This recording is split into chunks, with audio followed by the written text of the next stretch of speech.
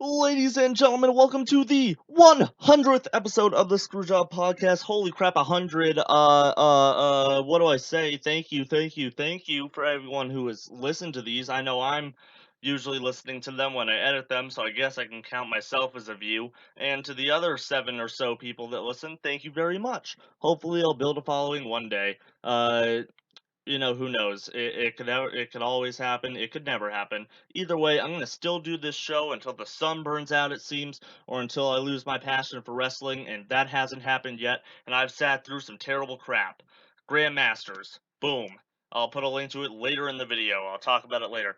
But we're not here to talk about the Grand Masters of Wrestling. We're here to talk about the granddaddy of them all. Yes, WrestleMania numero uno, number one, the first WrestleMania. I've never actually watched this show. Fun fact. This takes place from the historic Madison Square Garden, the most famous arena in the world, MSG, New York, New York, in a city so nice they named it twice. Yes, I'm bringing out all the cliches. Today I have my dog Presley with me, but she's probably just gonna sleep through this whole thing like she always does. Also, this show is going to be a breeze. It's only 2 hours and 16 minutes long. Oh my gosh, how nice is it to have 2 hour pay per views again? Money in the Bank was a breeze. It was a literal breeze last month, or was it last month? A couple weeks ago. Either way, check out the most recent Money in the Bank pay per view. Money in the Bank 2020. It's crazy, insane, hectic main event. And you can find that video in the top right hand corner. Yeah, wow. I just want to say thank you again for sticking with me this far. If you have, I know I advertised the 50th episode, got a pretty big boost in that, and then Scooby Doo saved my butt. Apparently, that's the most popular thing I'll ever do. But none of that matters right now. What matters is WrestleMania 1. I'm not even gonna look at the card for this. Actually, I probably should. I'll go on Cage Fight, uh, or Cage Match rather. And get WrestleMania's first card. So this does happen in 1985. Despite what they would say, or despite what they tell you, it is actually not the first pay per view the company ever did. This was ran closed circuit. Uh, However, where is the? I should have found this before. Huh? Here we go. 34. No. Gotta go all the way back to 1985.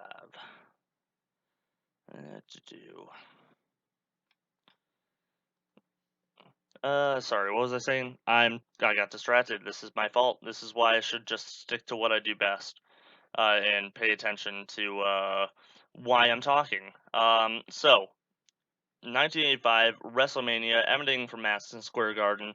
Never seen this show. Gonna see who's fighting who. I do know the main event, and that is Hulk Hogan and Mr. T versus Roddy Piper and is it Paul Orndorff, I believe, or is it Bob Orton who's the other tag? I don't remember. Clearly it's escaping my mind.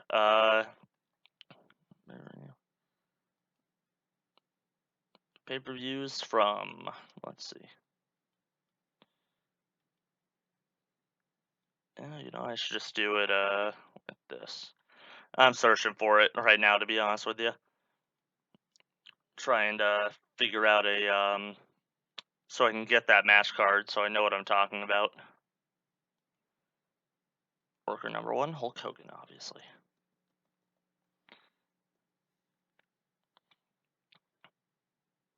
Alright, let's see. 1985. Here we go. WrestleMania, the greatest wrestling event of all time, as it was, said. And the theme is "Easy Lover" by Philip Bailey and Phil Collins. I love Phil Collins.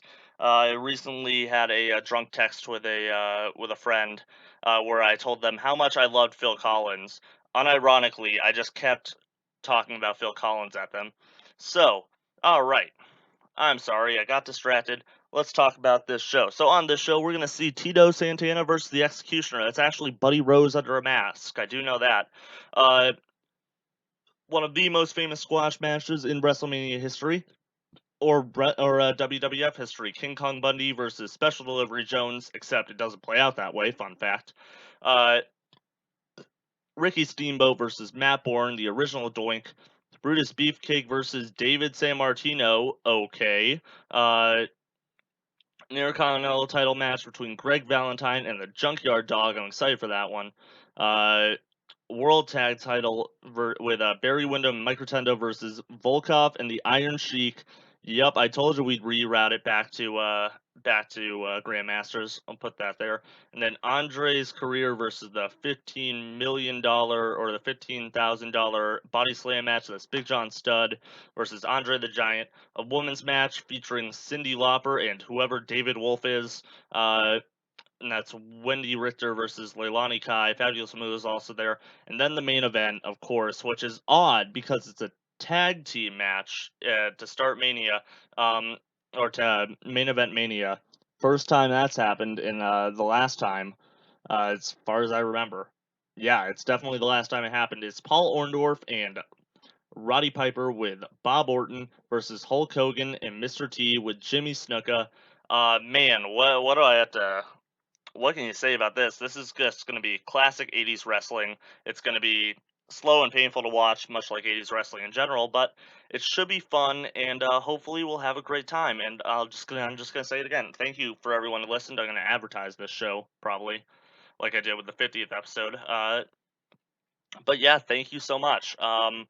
And I hope you enjoy. And if you're going to be watching along with me, I'm watching on the network. Hopefully, it doesn't freeze like last review. So we're gonna start our show in our pay-per-view in 5, 4, 3, 2, 1. Hit that play button. Starting with the intro. There's New York. Oh, the Twin Towers. That makes me feel sad. Oh, that's such an iconic image of New York that's gone forever. Obviously, so sad.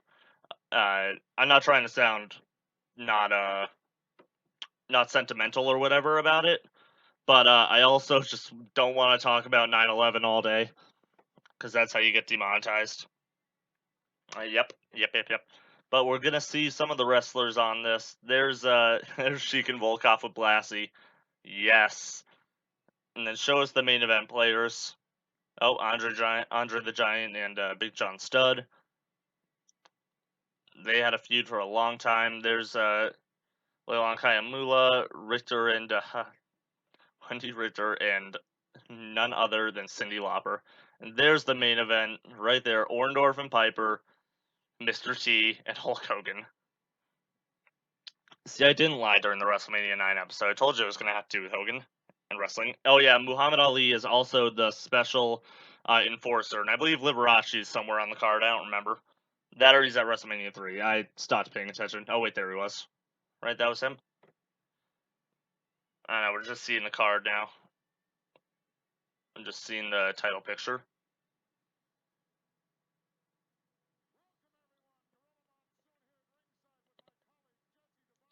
Gorilla Monsoon and the Body, Jesse the Body Ventura. I called him the Body the first time.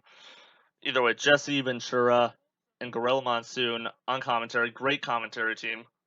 The Fink is our ring announcer, obviously.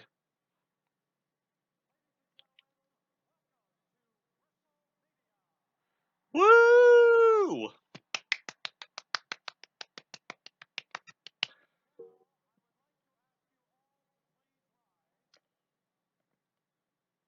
Oh, we gotta rise for the...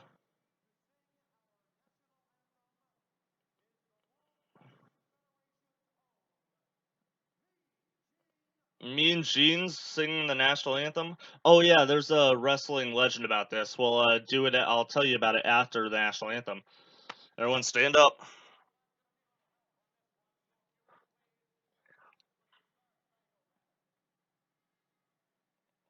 Oh, say, can you see? You know what? Take it away, Gene.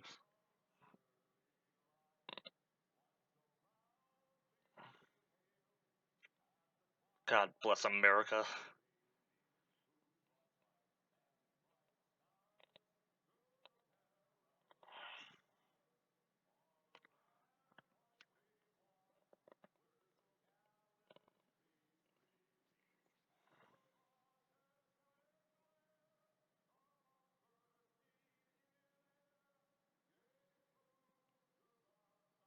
Getting shivers.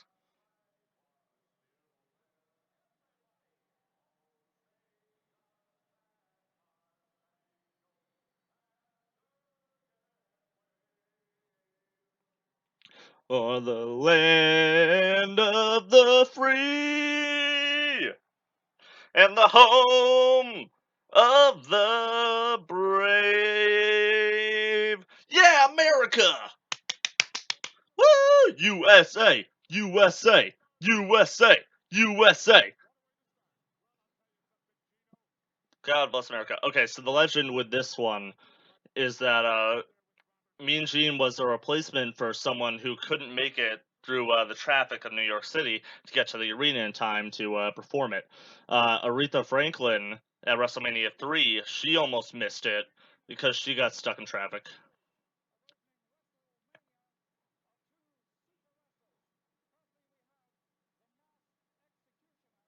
There he is.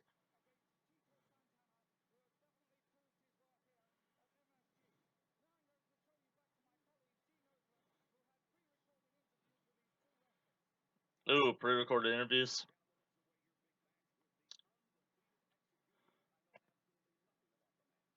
I don't either. Other than he's Buddy Rose. Playboy Buddy Rose, baby.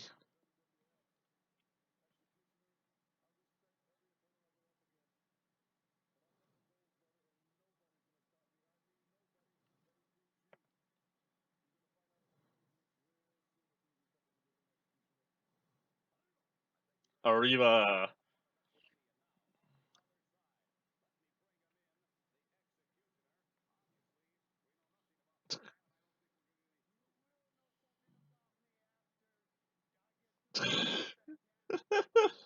Yep.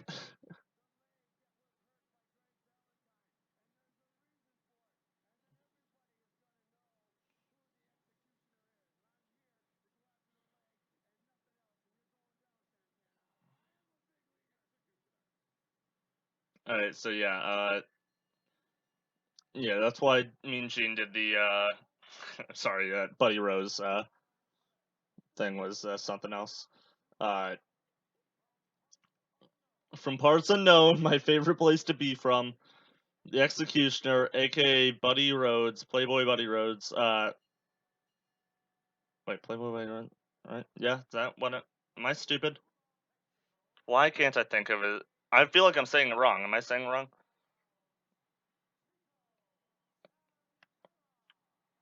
You know, this is why we have my phone to double check how stupid I am. I think it's Playboy Buddy Rhodes, right? Is that? I feel stupid if I'm saying it wrong now.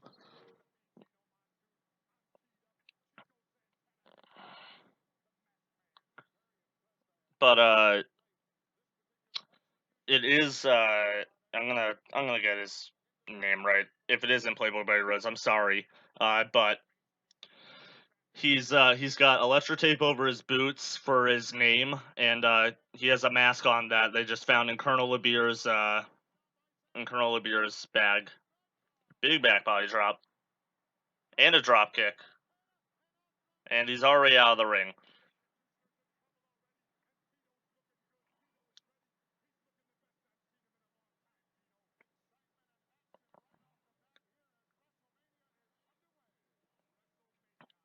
Let's see.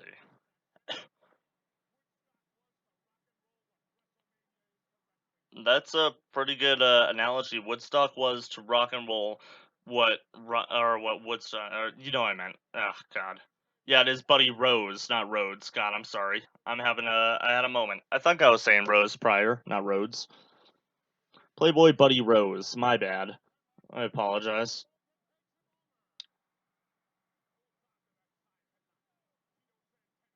It's the 2 count on the side headlock. Yep, but Buddy Rose's name is on his boots, so they just covered it with electrical tape.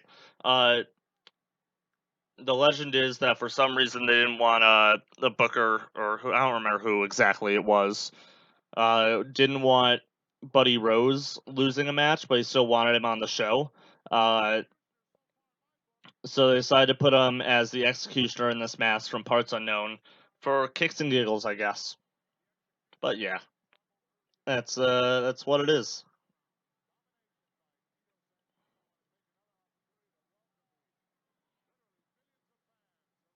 Yeah, I'm more hyped about this being a 2-hour show than it being a WrestleMania, than being the first WrestleMania, the 100th episode, to be honest with you, because these things are exhausting to record. And that's why when people, even check out the longer episodes, I really do appreciate it.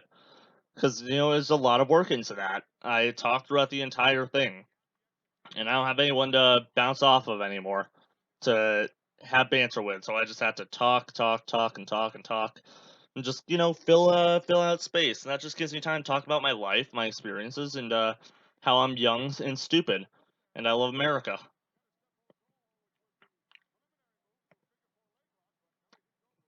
Buddy Rose. I keep wanting to say Rhodes for some reason. Only a 2 count. Tito Santana trying to defend himself. Executioner putting his hands up. He don't want none. Nope, he don't want none. He's running scared because he don't really want none. Tito Santana. Oh boy. This is going to be a slog, I can already tell. But I'm going to do my best to enjoy it and stay positive for WrestleMania. Woo woo. Ooh, up over the top. Tito Santana taking a bump ski. Getting slammed. Is he going to the top? Big boy Buddy Rose going to the top. Santana is going to toss him. Tosses him off the top rope. Big bump. Goes for a crossbody and takes those knees to the chest. Or I guess it was a body splash in that case. Also, something that bothers me, the body splash is a pretty dumb move, unless a really big dude's doing it. Like, Tito Santana going for a body splash that would end the match in theory. Oh my god, he has legs like Hulk Hogan or something pushing that guy out over the top rope. Oh my. Uh, and a slam. And a flying forearm.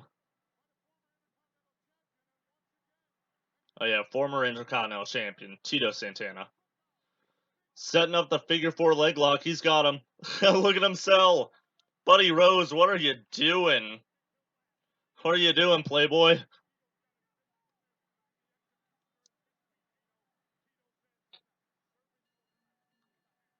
Rings the bell. It's over.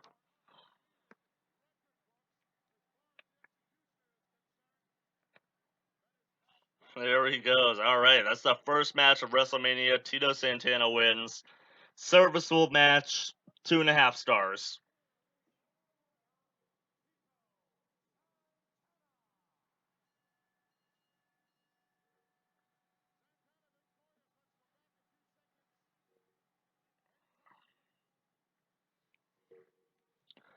Now we get to see the finish.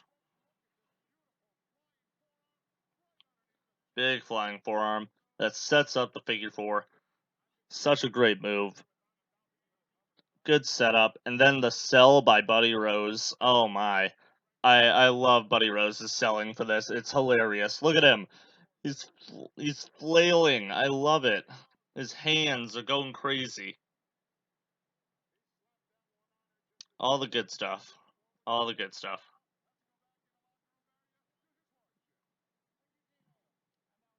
Lord Albert Hayes, right? Yeah.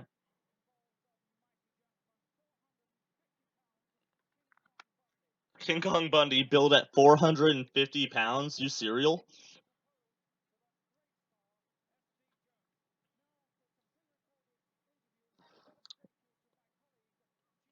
Oh, here comes SD.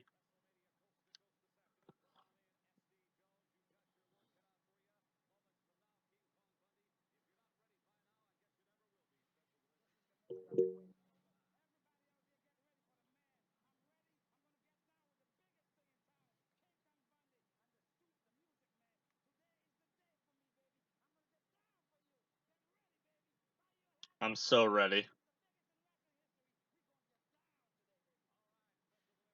So ready, SD. Look at that. Look at that goatee.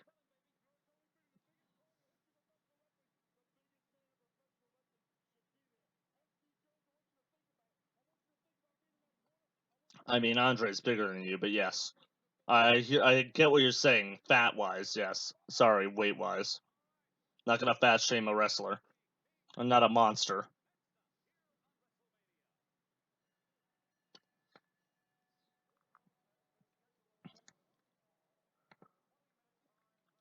So 20-minute time limit on this match. They're letting them think it's gonna be 20 minutes. That's funny.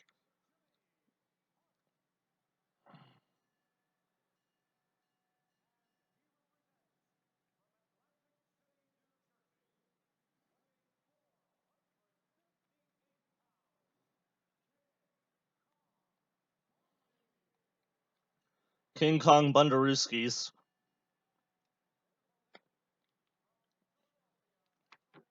From Philadelphia.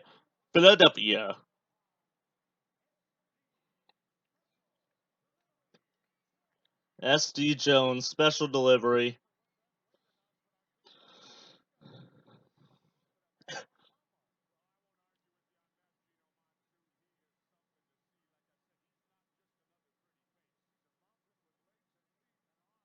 Looks like SD was going for a handshake.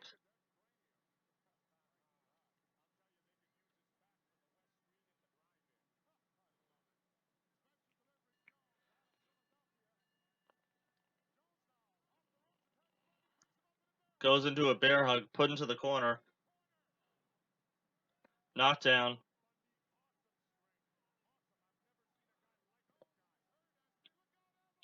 And an avalanche. And a body splash. And that's it.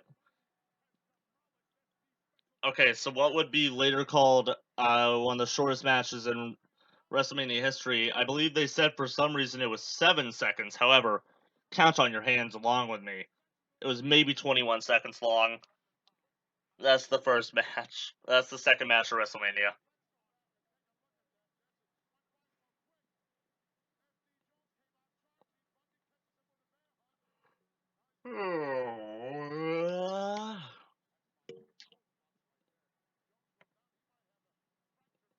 A fractured rib, you say?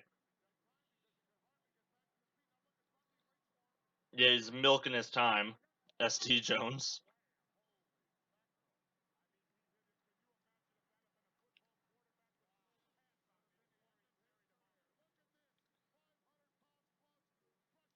What a squash match. Half star. There we go.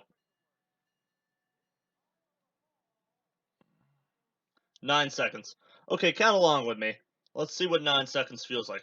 1, 2, 3, 4, 5, 6, 7, 8, 9.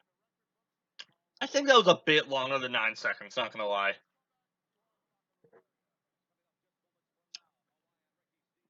Ricky Steamboat versus Matt Bourne. Maniac Matt Bourne. I look at. Yep. Quote jumping Jeff Farmer. Yep.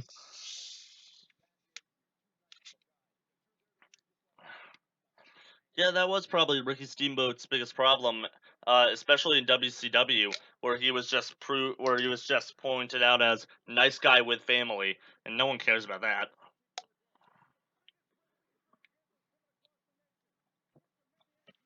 I'm extremely excited for this match, though. I like Matt Bourne's work, even as Doink. I like it. Uh, and Ricky Steamboat. Um, if you've never, if you know anything about Ricky Steamboat, you probably know about WrestleMania 3. But Ricky Steamboat is one of the greatest wrestlers of all time, one of the greatest technical wrestlers of all time, and this is going to be a fantastic match to watch. I'm super excited about it, and it looks like even Presley might wake up for it. No, that's okay. on the 20-minute time limit.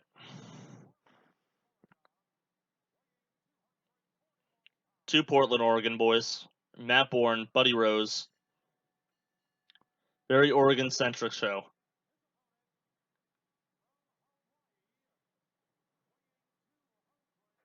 Ricky the Dragon Steamboat. Maybe not the Dragon yet, but still. Ricky the Dragon Steamboat. The only guy who could go one-on-one with Chris Jericho. Well, it was a handicap match, but there was a WrestleMania, I think it was 25 maybe, and Ricky Steamboat Ricky Steamboat proved that he still got it, or he still had it. In that fantastic match. Fantastically stupid.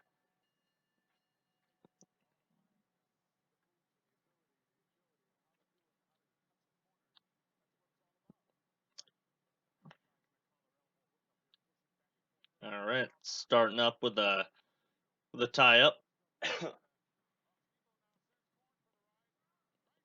Jumps him, leapfrogging. Knife edge chop. Delish. And a big punch.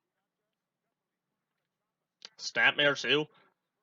Into a chinlock. Oh boy, we got some good stuff going. There's a fly flying around my room and I want it dead. Unrelated. Oh, Superfly, there we go.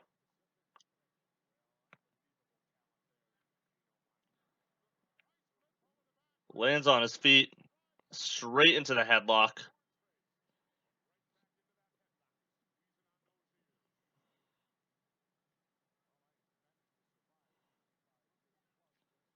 Another flip.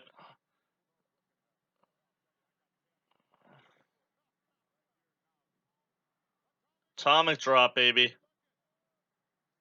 Steamboat mocking him. Right back into the headlock. Oh boy. I don't know if I'm laying it off, but I am actually excited for this match.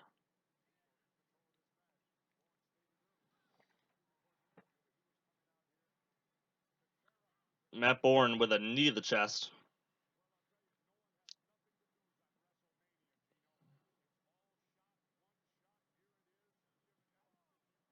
Big chops.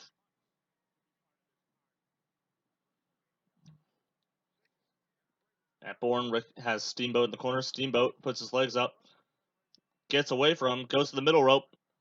Big old forearm. Another chop.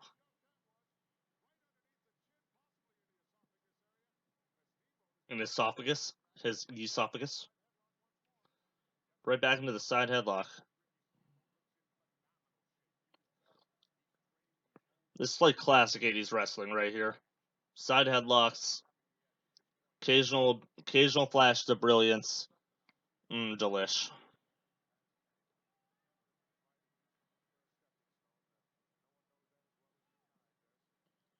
Steamboat putting his hands up. Cheap shot by Matt Bourne. Another knee to the chest. Grabbing him by the tights.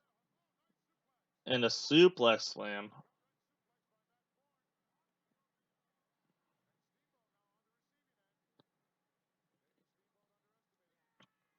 Looks like he's setting up for another suplex. Big suplex. Matt Bourne goes for the pin. Only a 2 count.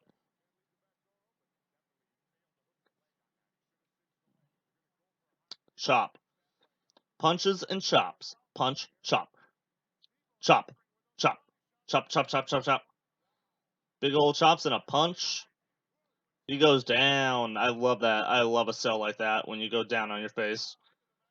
Like a classic Ric Flair sell.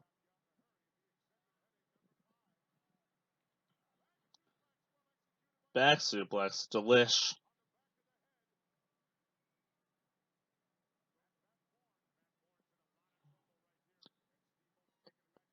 Neck breaker. We got some good stuff going. Fist drop.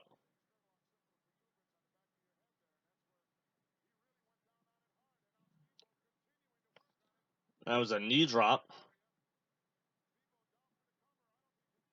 Only a 2 count. Ooh, thumb to the eye.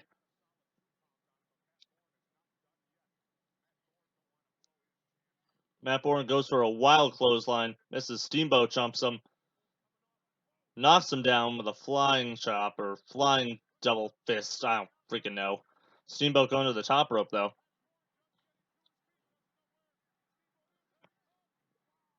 Big old crossbody. And a win for Steamboat. It's definitely going to be the best match of the night, probably. So 3.5. I don't know. It was fun. It was exciting. It was short and sweet. Good work. No botches. Beautiful match. No complaints.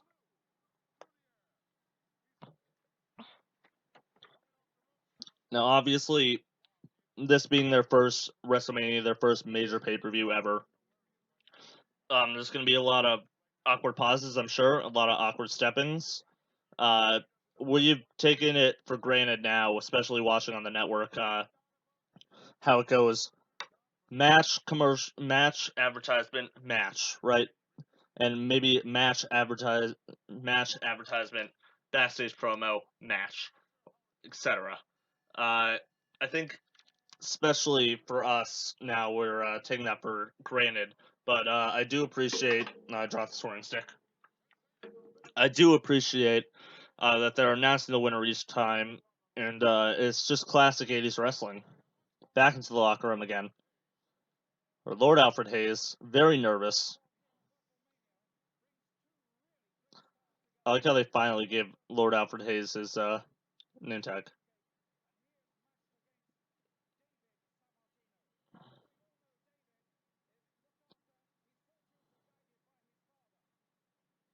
Yep, David Sammartino in the shadow of Bruno Sammartino. There's Matt Bourne. Oh,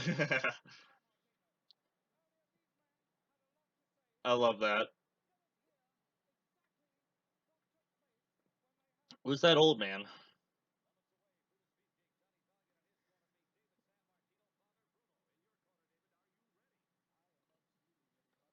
David at Gold from going to Gold's Gym.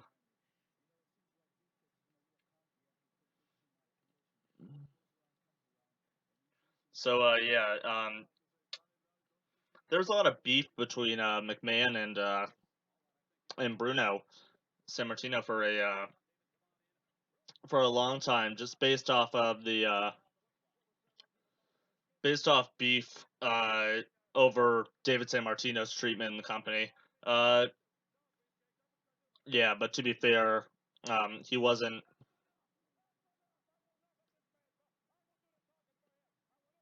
To be fair, they didn't make it easy on David Sammartino. He was only like featured prominently when he was tagging with his dad, or being managed by his dad. Otherwise, he was a jobber pretty much, and he just kind of didn't have the personality to make it in WrestleMania in the 1980s, or not WrestleMania, WWF in the 1990s, 70s. I'm sure he would have killed. Big, muscly kid, not very charismatic though. So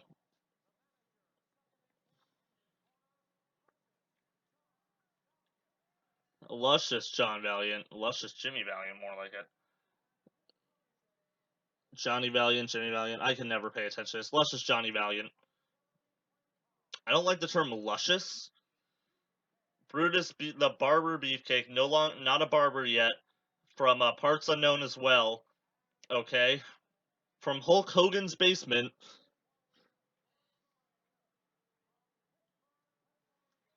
From the pit.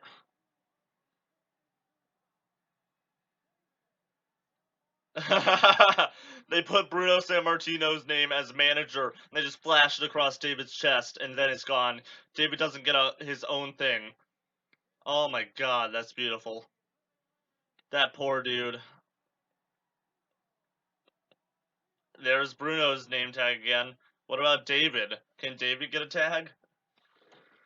Yeah, but what a pop for Bruno. Definitely deserves it. The man who carried. There's David's thing. Man who carried the or the WWF for years, and literal years. And yeah, he's an amazing man, and WWE wouldn't be where it is currently without him. So that's a crazy thing to think about in 2020.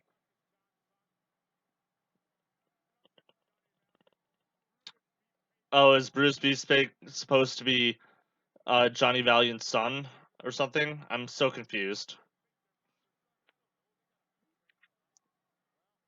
Oh, they don't know his relation. He's just a beefy boy managed by an old weird dude.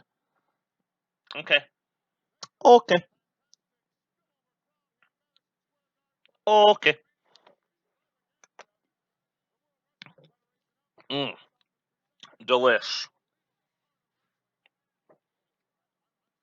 Holy macamole. Can feel it coming in the air tonight. Oh no. I was waiting for Phil Collins to hear my life. Narrate it. Narrate my life. I lost that song immediately. Taking off his bow tie. Is that the source of his power, though? That's the real question. Take off the vest. Why does Johnny Valiant have to disrobe Bruce Beefcake? I'm so confused. Just come on, guys. This might be that ad at 60 minutes. I don't know.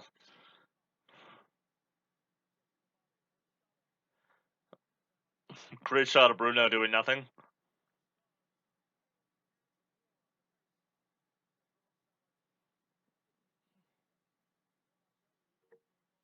Big hug.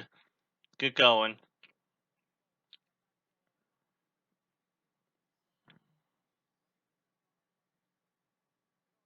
Yeah, that's a good way to describe Bruno Sammartino. Ruggedly handsome. Yeah, David Sammartino, though, just not really flashy enough to make it into what WWF was becoming. I mean, look at him. He's built like a tree trunk. Uh, looks muscly and strong, but like still. Also, how tall is that dude? I feel like I'm taller than David Sammartino. Oh, he's shucking and driving.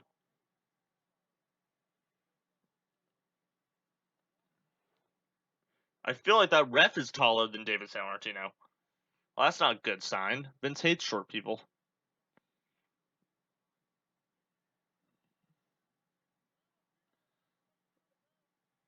Good old Tripsky. Let's go, baby.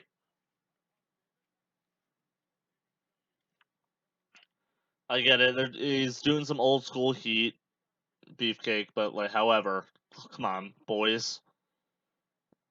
Good, we got Bruno. I got something to watch now. And to watch Bruno being concerned or uninterested. Beefcake takes down Sammartino. Sammartino slips out like a greased watermelon in a pool, slipping out of boys' arms. That's what I just said. Luscious J Bro Johnny.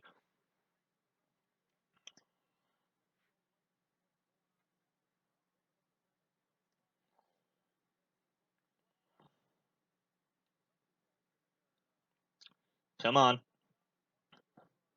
Come in. Yeah, like Roman Reigns covered in water.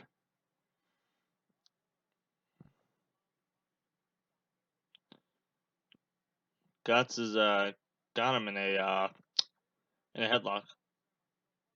Front face lock rather. I'm sorry. I'm not thinking.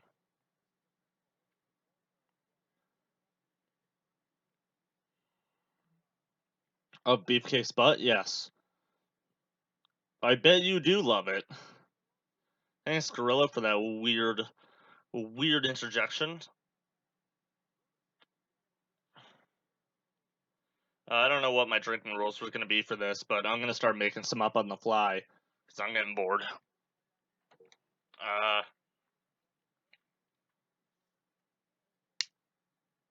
Oh, you know what? I'll drink every time there's a celebrity. That's WrestleMania. Every time Lord Alfred Hayes messes up, potentially, or says something really weird and awkward. I don't know. How about I just drink right now for being bored?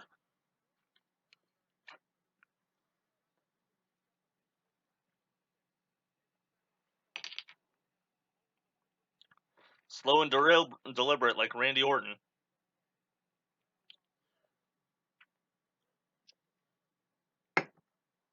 Yeah, I can't get too trashed. I got stuff to do later in the day.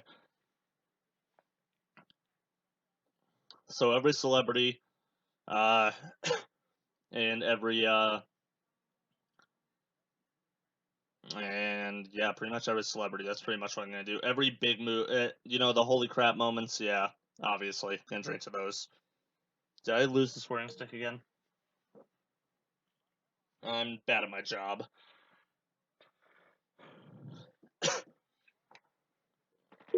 The luscious one. Please don't call him that. I don't know where the swearing stick went. I lost it. I'm bad. It's probably under my butt. Nope. Presley, is it under your butt? Is it under the podcast couch? I lost it.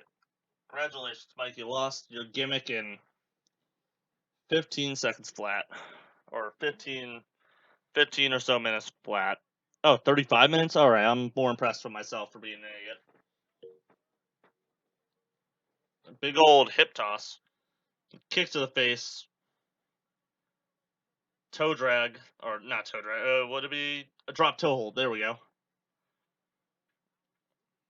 And then a toe hold. Okay.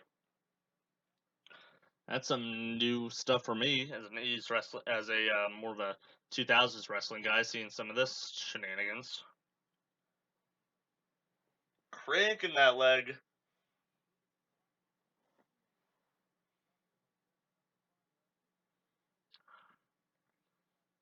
Thank God for camera number 5. Shout out, everybody. Clap for camera number 5. Give him a shout out. Take a shot for camera number 5.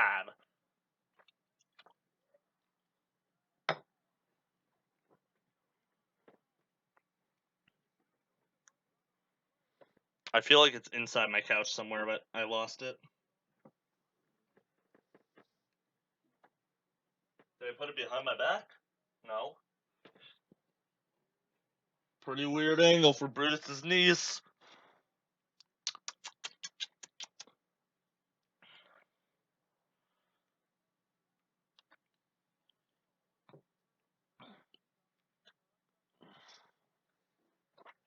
Presley, have you seen it? Come here. Come sit with me. Presley's sitting with us now, sitting right next to me, watching some wrestling. And she's gonna fall asleep in my arm, so I won't be able to use my left arm. Oh boy, where is it? Oh gosh darn it, I don't want to get up and ruin anything potentially. And I don't know if I'm leaning back is even okay anymore. Sometimes my audio can get real messed up over the dumbest stuff. Also, yeah, it's May and it's hot as heck. All of a sudden, spending time in Texas is no big deal. However, it comes out of nowhere and I hate it. It's so muggy.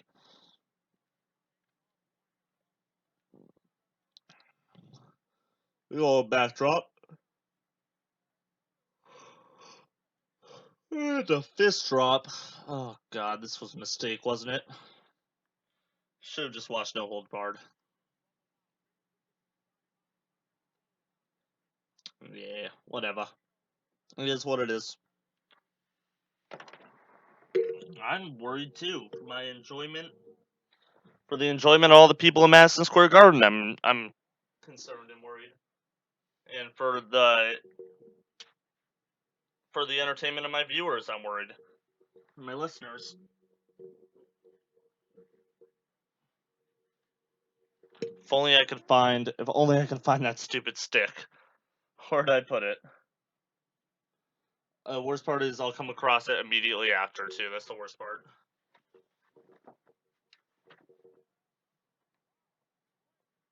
Found it.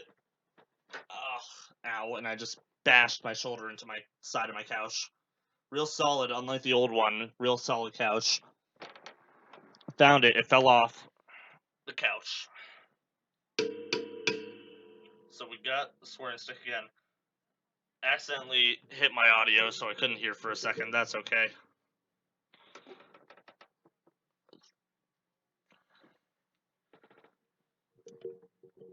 No, Brutus Beefcake is pretty much messing this dude up. And that's something you never want to hear, is Brutus Beefcake messing someone up. Ugh. Will Hulk Hogan's best friend be able to beat David Sammartino? Will Mike fall asleep during this match? Just like WrestleMania 35. It's always a possibility.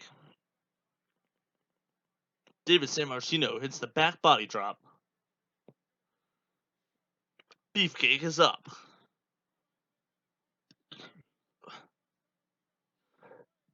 They're hammering away at each other.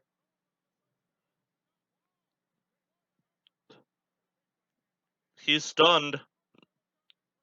Some jabs. I'm wondering what David Sammartino's finisher is going to be. Knee of the chest. Knee of the head. Brudai.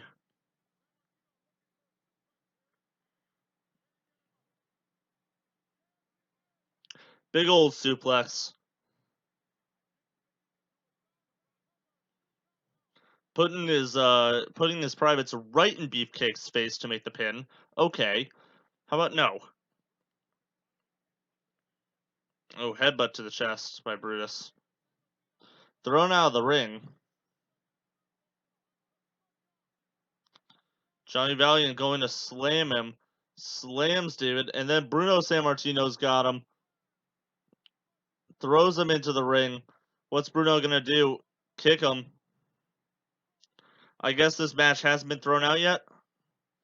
Brutus Beefcake attacking Bruno Sammartino. Now this is basically a match that's been thrown out. David Sammartino just won by DQ. However, we're gonna see the father-son duo stand tall.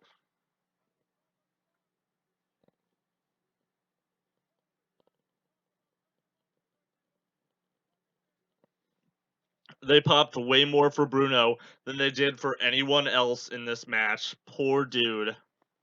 Poor David.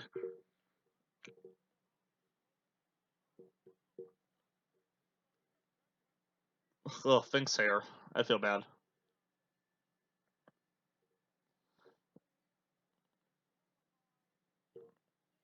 Oh, double DQ? Okay. 1 star. There we go, 1 star. It was better than a squash match, but not not that good.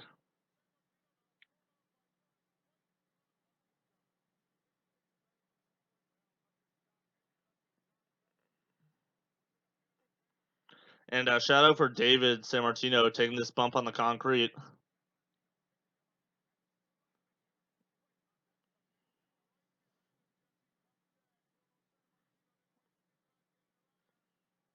And you see Sammartino go crazy. Sammartino mania, baby.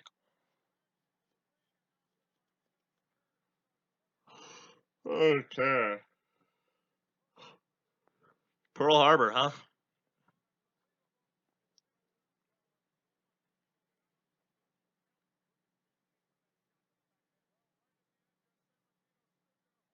Who are those old dudes with the sweater vest? Was that Mr. Rogers? But not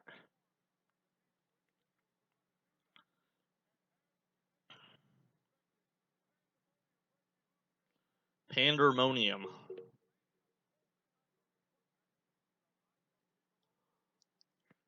Yeah, this action sure has been unbelievable.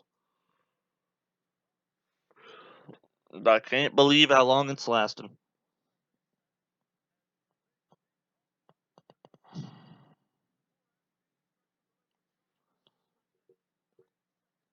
Nine seconds, good joke.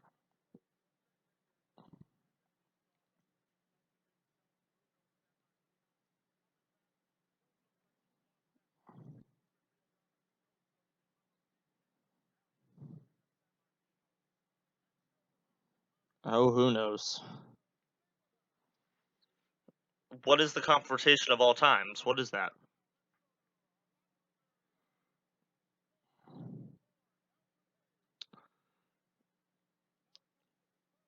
Lord Alfred Hayes is back.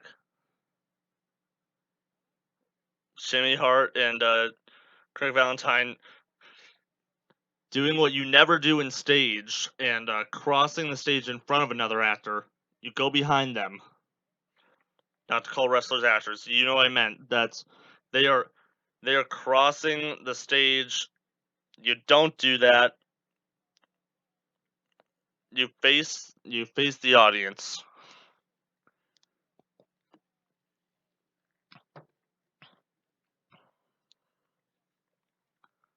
Nice sunglasses, Valentine. Oh, wouldn't it have been cool if they got Greg Valentine for Valentine's Day, St. Valentine's Day massacre? I just thought about that out of nowhere. And there's the JYD, and you know what? Speaking of which, go check out the St. Valentine's Day massacre episode of the podcast. That was a fun one that I did. Really enjoyed it, and you can find that in the top right hand corner. Fairly sure I did that episode right. Right? Yeah. Yeah, probably. I don't know. 100 episodes goes by fast. Why is there a dash between inter and continental?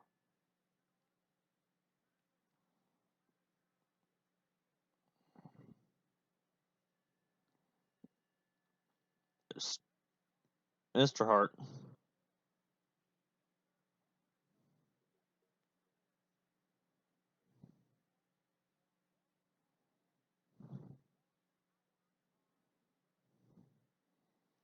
One hour time limit.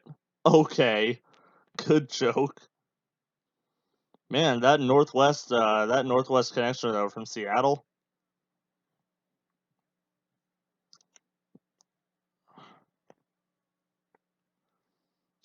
Greggy V.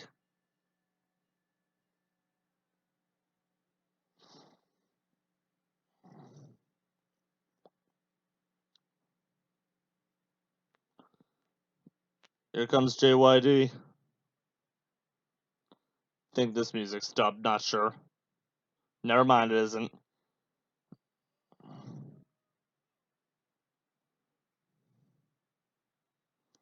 It's gonna grab them cakes. It's one of the dumbest songs. Partners, you know what? And UGRABCAKES. Aw, grab them cakes. Aw, is that all you do? Grab them cakes. I did do an episode on St. Valentine's. There it is. I was wondering. I knew I did. I remembered watching it.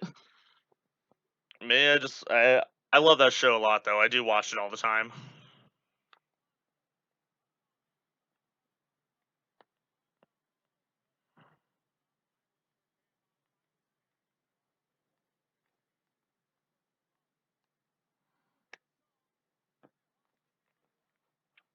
JYD versus Greg Valentine. I don't know.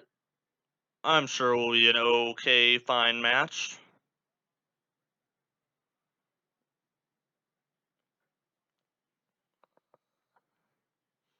What does Trunks say? Thump or Thumper?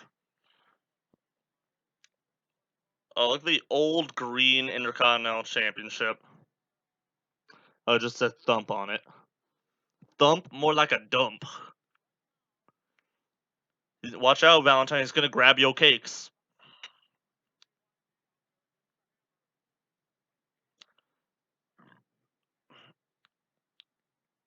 Greg Valentine, great worker, JYD, very charismatic. This should be a fun one. Holy macamole. I like how it's still, every time they make sure we know it's live from WrestleMania, but it's live, ... WrestleMania Madison Square Garden.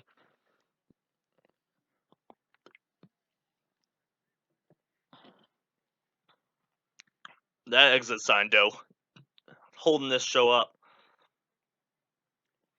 I mean, obviously you need it, but still, it's like just it stands out, kind of like a sore thumb. I don't mind it at all. I love the black background, and you can still see like some lights, especially the camera flashes. You'll see people lit up every once in a while, but I don't know. I think it's a cool look. Love the way MSG has always looked, though. So, I mean, any show that they've done in MSG for a pay-per-view, they put the biggest effort into its production. Like they'll have special entrances and stuff like that. Like the Rumble one, where it's they have first of all they have SummerSlam with the Gates of Hell. They had the Royal Rumble with the New York Street Corner, big old headbutt from the dog. Lots of headbutts, the rolling headbutts, and then the big LED lights for Survivor Series for Scott Steiner debuted and said, "Give me an effing mic." Oh, classic. Get it, Greggy? Greg. Let's go, Greg.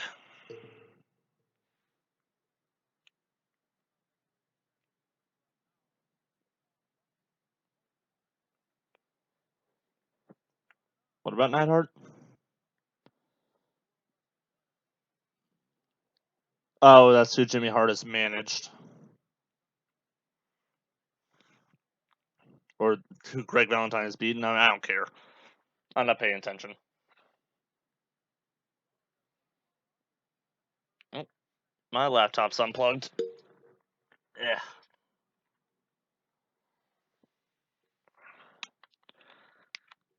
Greggy Hammers. That's his name. Oh yeah, I'm gonna talk about what I originally wanted to do for the 100th episode. So I was thinking about this for a long time of what I wanted to do, and I was thinking this or a movie, and I think that going with the first WrestleMania is probably the better option because it's the first WrestleMania. There's not many shows that can really top it. Maybe if I did the first Starrcade, for example, for the 200th episode. Ooh, thinking ahead. Or the first ECW pay-per-view after the mass transit incident. Stuff like that. But I never really wanted to do just me alone for the 100th episode. My original plan was to have every single guest I had on the show be on at the same time to create a very hectic environment of pro wrestling joy, and we'd probably watch either this show, maybe WrestleMania 17 because it's so insane, or sorry, X7, or a movie. Honestly, I'm just happy that this is happening right now, but that was my original plan, and the demonetization, stopped it. The demonetization thing. The macaronis. Going for a figure four. Blocked.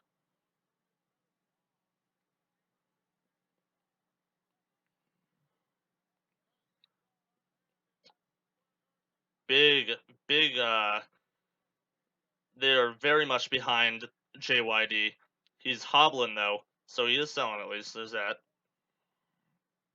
Of course, Junkyard Dog was more of a Mid-South legend than anything else. There was a famous,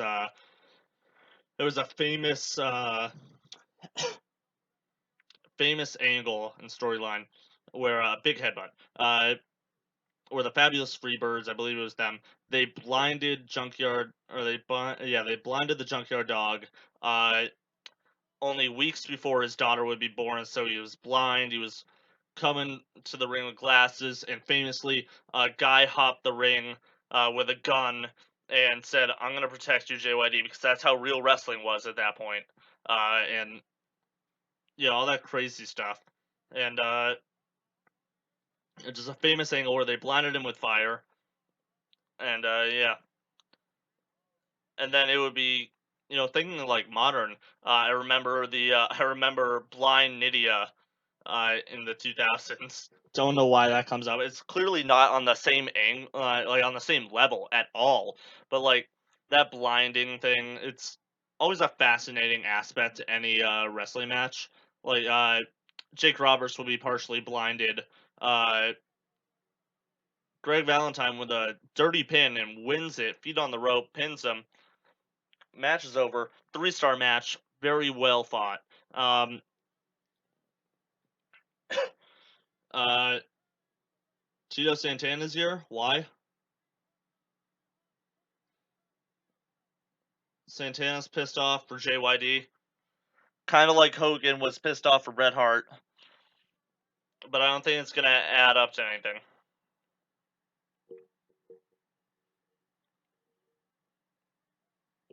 What? Match is back?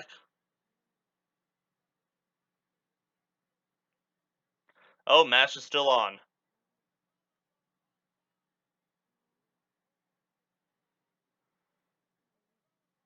So what? He doesn't lose it by countout, so JYD wins via countout but doesn't win the belt. So that changed that match from a dirty win that was conclusive and fun, 3-star match, to a 2.5. Thank you, Cheeto, for ruining it.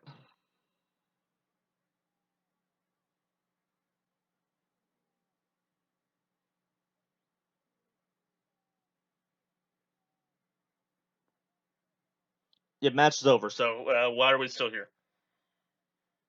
Are they gonna fight some more? Come on. You gotta decide here. Judges. I mean, it doesn't matter. He doesn't lose the title. Either by the dirty pin or by the countout, he doesn't lose the title.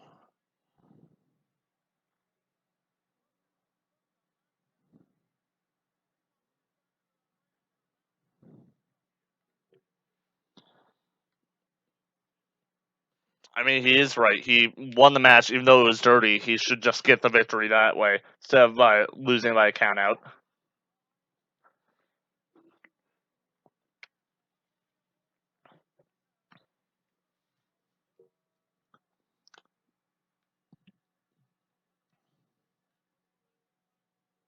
JYD wins. He's gonna go grab them cakes.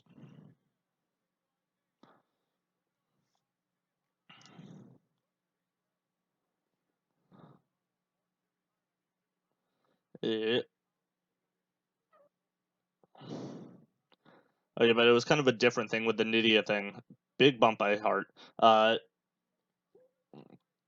It's kind of different with the Nydia blinding angle because Jamie Noble was more using Nydia's blindness and putting her in the way of danger than anything else, as opposed to JYD being blinded, being preyed upon by everyone else. And yeah, I was talking about back when the dirty pin happened. I was talking about how Jake Roberts was blinded by Rick the Model Martel, I believe, and his perfume, and that led to a blindfold match at Mania, if I remember correctly. Live, ... WrestleMania _ Madison Square Garden. Odd. Not live from, just live ... I don't know. That kind of bothers me. Don't know why. But yeah, no, blindings is kind of one of those things in wrestling you only see every once in a while, and it's fascinating when they do it right or they do it in an interesting and new way. Obviously, we're not going back to the territory days where someone's going to jump the ring and try to kill someone for attacking a blind man. Yes, it's time. Oh, it's time. The U.S. Express with Captain Lou Albano, the original team that Real American was made for. Fun fact. Versus Nikolai Volkov and the Iron Sheik, the two stars, really the stars of All right, I gotta let him talk. I love Sheik.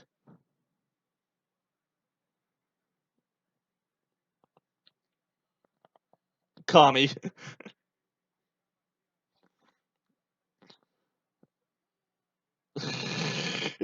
Hallelujah. As we say goodbye. Yeah, the two stars. Oh, Mike Rotundo, Barry Windham, very fun. Rotundo, IRS, father of Bray Wyatt and uh and Bo Dallas. And of course, Captain Lou Albano. He's the main reason this show is happening. Honestly, he was in Cyndi Lauper. He was in a bunch of Cyndi Lauper music videos, playing Cyndi Lauper's dad.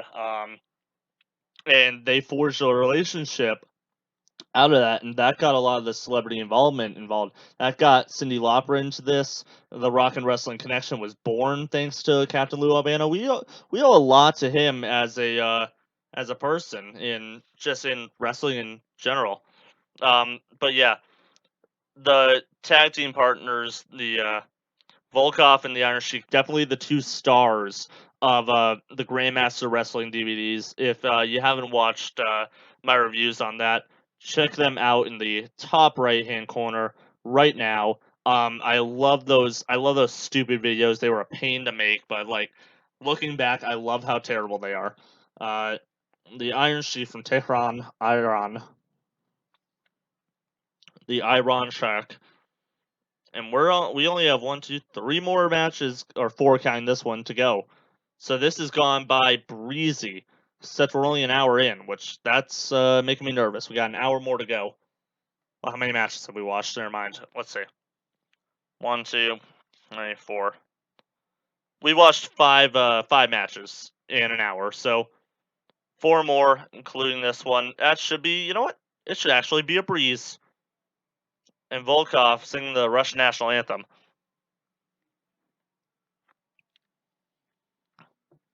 All right, now sing Haba Nagila.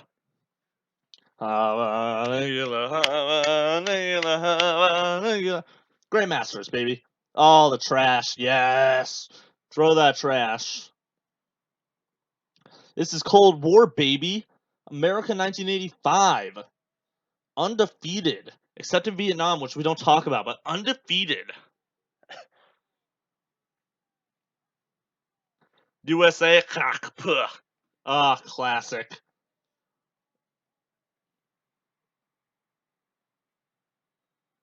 The U.S. Express.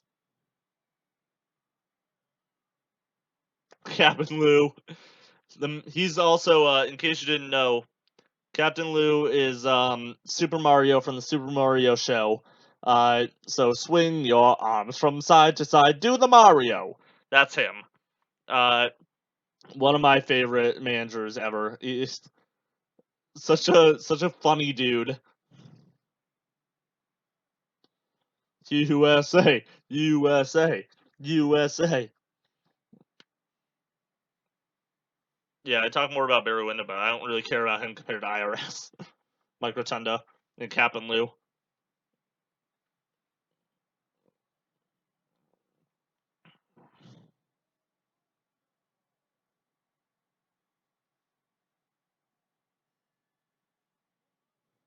So they're the champions. The U.S. Express is. Yeah, Real American was originally written for them, and then they ended up leaving the company. So I believe we're not going to get. I believe we don't get. What the hell is that? So we don't get. I don't think we get Real American on this show. We get. Oh, what was it? It's We get Hulk Hogan's original theme, I think, which is which Bonnie Tyler ended up actually using it as a base for her song Ravishing. Fun fact. So if you want to hear Hulk Hogan's original theme, it's pretty much just put on Ravishing or find a karaoke version of Ravishing, and there you go. That's pretty much it. Look at those abs. Oh my god. He was so fit. He's so far removed, crazy old man. It's insane. Iranian Olympian, the Iron Sheik, everybody.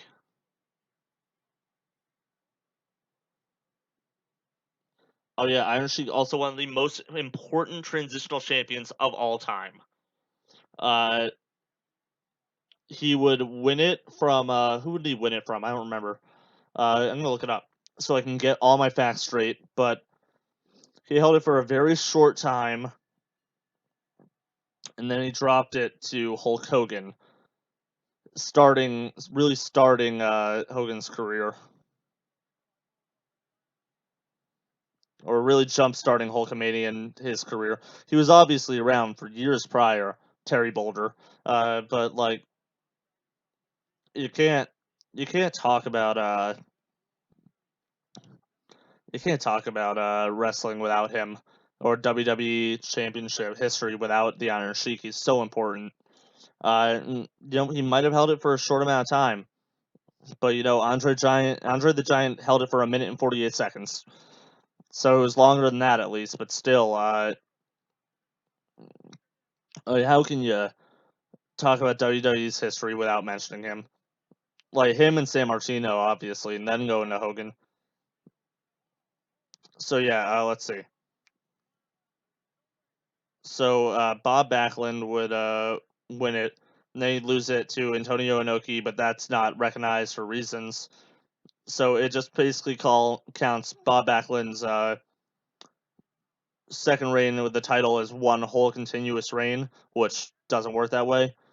And then the Iron Sheik would beat him in Madison Square Garden, hold the title for 28 days, so February, and then lose it to Hulk Hogan, who would hold it for 1,474 straight days. So yeah, the only person who would beat him would be Andre the Giant in '88, and then that was on the main event, and he ended up giving the belt to DiBiase, which isn't recognized, unfortunately.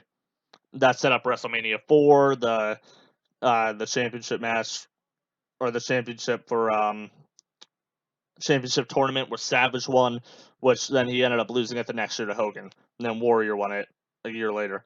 That's pretty much how WWF was for a long time, going into from the late 80s or early 80s to late 80s.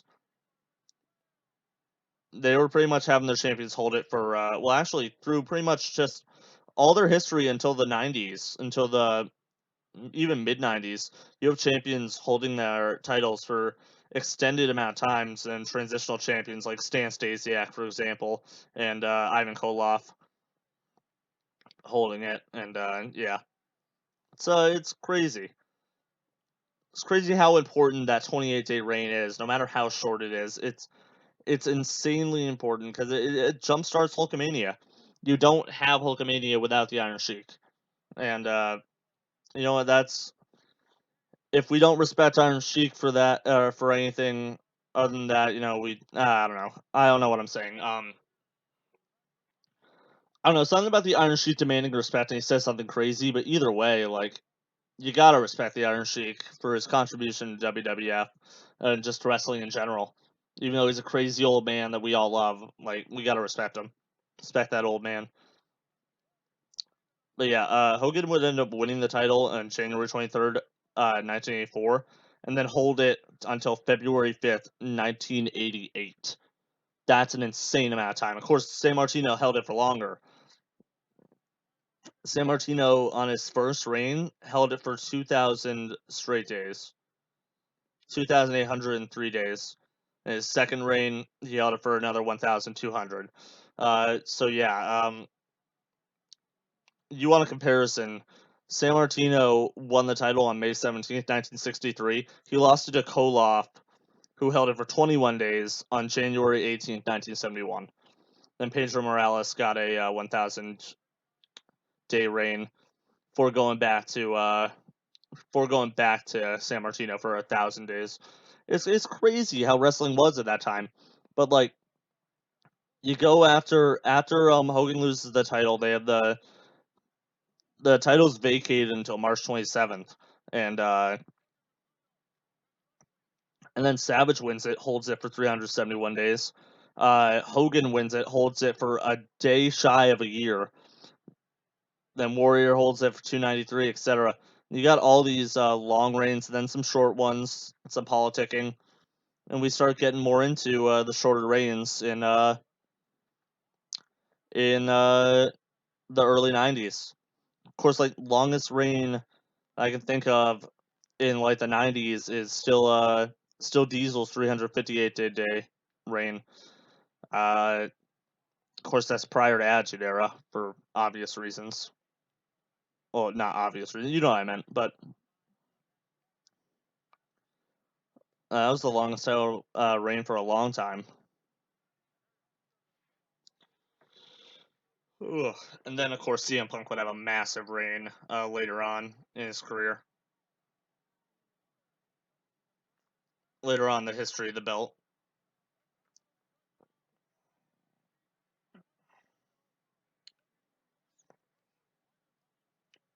I mean, people complain that John Cena has held the belt too many times. He's won the WWE Championship 13 times, right?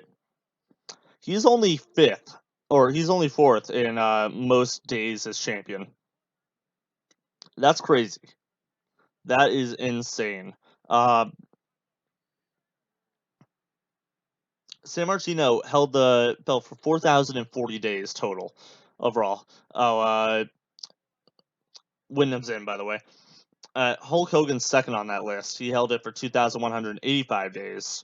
Followed by Backlund, 2,121, minus that Inoki stuff. And then you get Cena at 1,254. You know, Pedro Morales only had 1,027.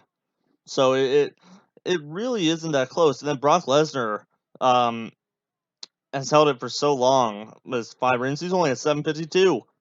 Only held it 5 times. Randy Orton, 9 reigns, only 658 days. So the era of the long champion is gone. Punk held it twice. And I don't even remember the last. I remember his reign ending with The Rock beating him, which was very unfortunate.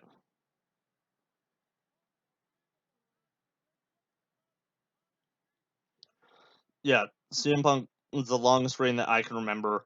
Was November 20th, 2011, and he lost it in 2013, in January of 2013, holding it for 434 days, which is insane. And then all to lose it to The Rock before to set up a thing. Oh, hey, Iron Sheik and Nikolai Volkov won. Wasn't paying attention, not gonna lie. 2 stars, 2.5. Congratulations to Volkov and the Iron Sheik. Wow, whoops, sorry, I talked all about the championship lineage throughout that entire match. Iron Sheik is number 1. Let's see what the finish was, at least.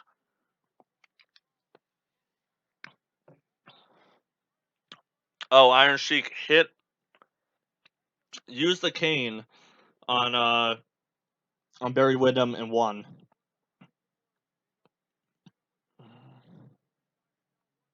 And Volkov gets the pin. They win the tag team titles. I do love me some tag wrestling, though. Some good tag wrestling. And that was a solid match for what I saw of it. I wasn't really paying attention to it. So you know what? Let's go with 2.5 to be generous. Because I wasn't watching. Whoops. That's the power of the phone, ladies and gentlemen. That's what distracts our kids in school and distracts our kids right now. Get your educations. Where's the celebrities? I want a drink. I have another drink, but like I'm drinking a soda, but I want to drink the alcohol. You know, it's probably better that I don't. It's 1 o'clock in the afternoon.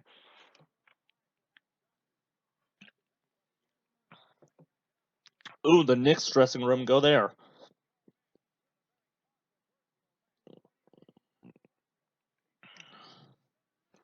You're right, Blasty. He did pin him right in the center of the ring. No shenanigans at all.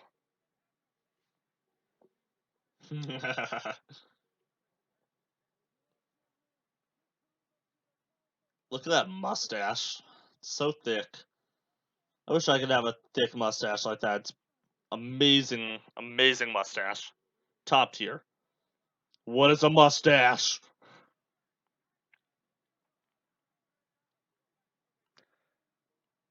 What was that guy's name? Eli Cotton?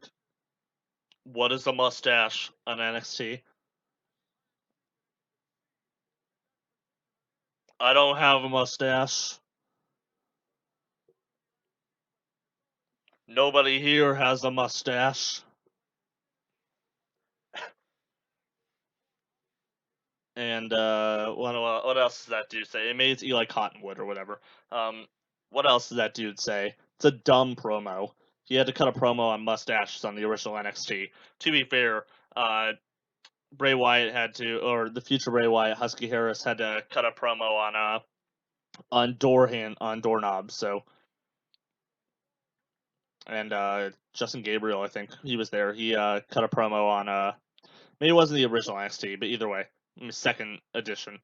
He cut a promo on Flowers. Oh, here we go, Alfred Hayes. You're messing up, buddy. I am the Giant.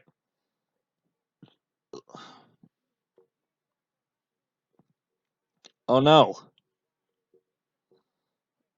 Oh yeah. So Big John Studd has to be slammed by Andre the Giant to win the title. Big J, Biggie Johns. That's a cool bag. That's a cool gym bag. It's filled with money. All crumpled $1 bills, it appears to be. Was it my register at work? Crumpled dollar bills?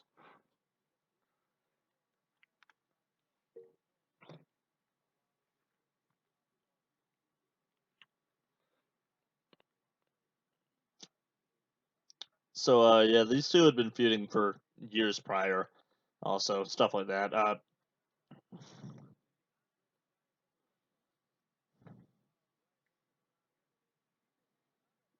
Mean Gene wants that cash money. I don't blame him. He drops him on the floor. Go get it, Mean. Go get it, Gene.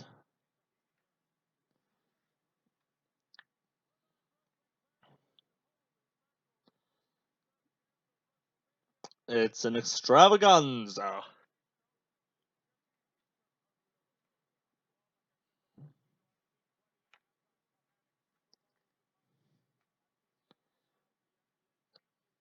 What? What are you talking about? There have been some great ones. 85. Let's see. Great games. Well, yeah, maybe as a point. Um, Either way, the Cowboys championships. The 72 Dolphins Super Bowl. Uh, there's some other ones in there. The Showtime Lakers, I think. We're in the Celtics dynasty right now, so there's some great ones going on. And then beating the Suns also in the finals. The Celtics versus Suns in the finals. That's a good one. Just saying.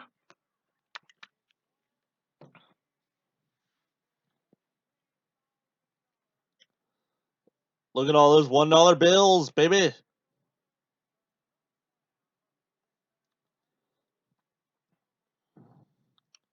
Andre the Giant retiring from wrestling. Nah, couldn't happen.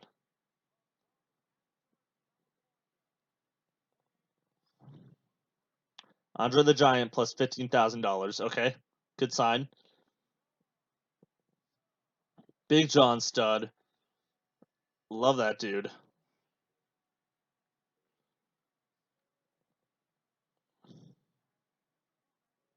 Someone's very underrated in WWF at this time.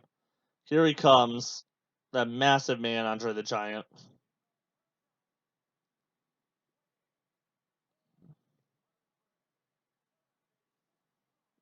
Look at him. Oh, God bless. From Grenoble, France, the eighth wonder of the world,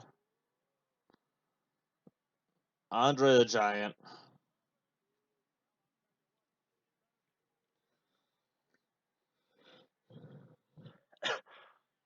Steps right over that top rope, no problem.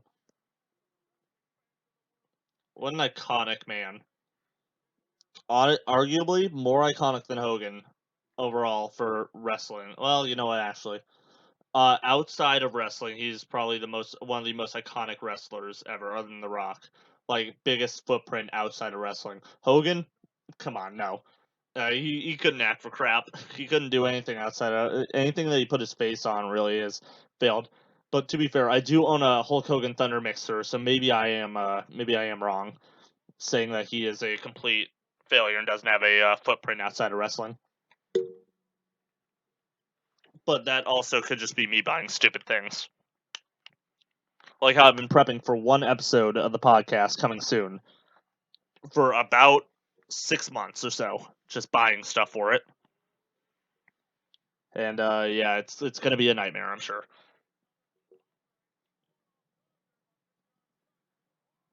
Big chop. Andre chopping the crap out of him. Headbutt too.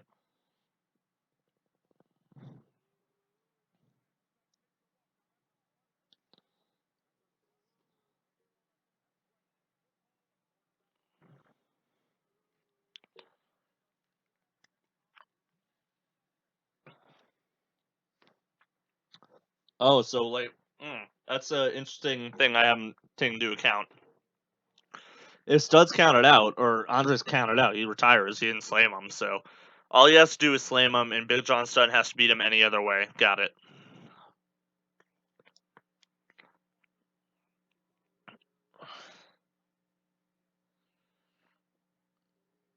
Bob Lemire, you say?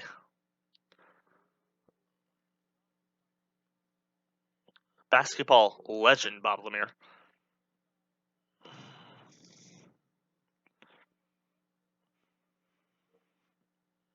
Choking him.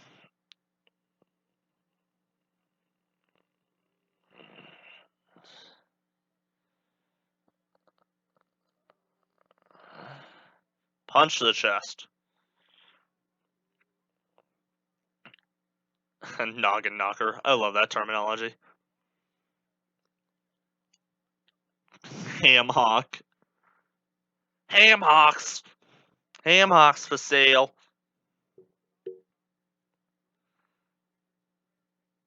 Yeah, he's trying to wear him down at least. Hip checks into the corner. Like a New York Rangers game. Just lots of hip checks and failures. Stud going for a body slam. Doesn't get it. And a knee right to the chest and a big old chop. Looks like he's trying to wear him down with a bear hug.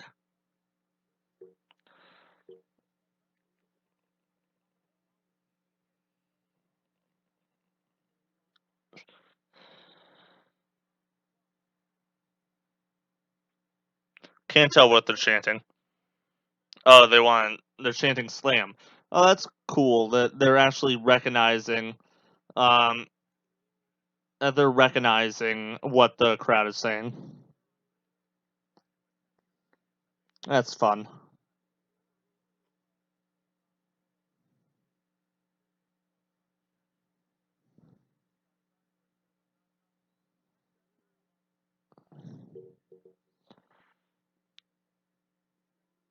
Yep, just a big old bear hug, folks. Oh, so it's 1 o'clock. I have no reason to be yawning, however. Come on, boys. Wake me up. Wake me up inside. Can't wake up. Save me.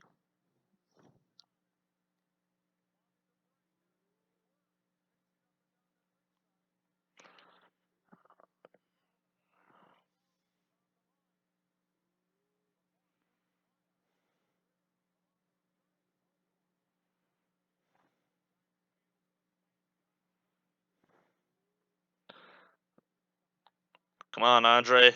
Finish him. Finish him off. Yeah. Two big sweaty boys.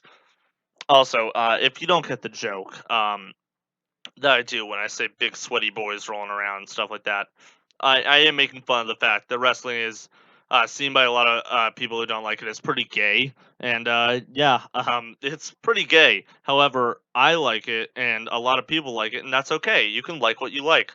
I don't judge people who want to big punch, grab them by the tights, who who like you know UFC. I'm not starting fights with them. I'm cool with whatever you want to like. You can like whatever you want. Just leave me alone. You don't have to come at me about it, right? I'm a dumb wrestling YouTuber who likes making wrestling videos for his minimal audience. And I'm going to make all the gay, sweaty boy joke as well. Because grabs them by the leg.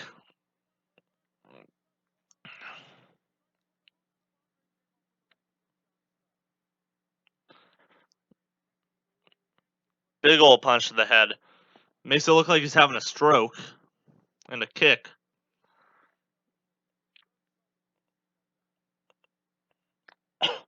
Well, to be fair, Big John Studd couldn't defend himself.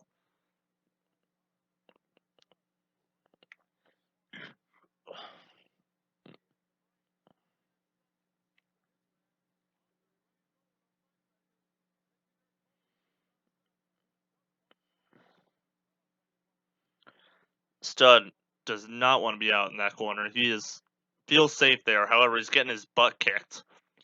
More kicks. More kicks. Going for the slam. Andre slams him. He wins the money and the pride. He doesn't have to retire. Yay. 2.5 star. 2 stars. I like the story more than anything else. Also, that bag looks way less full all of a sudden. Now he's throwing all those crumpled dollar bills away. Bobby Heenan stealing it away. Grabbed Stud's hair. Pulled out some golden locks, I'm sure. Yeah, he's got it in his hand.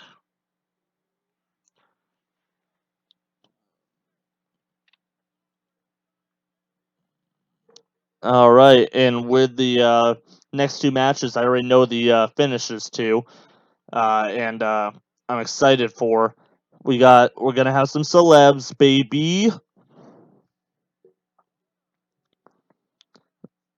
The slam match, baby. Big old slammerooskies.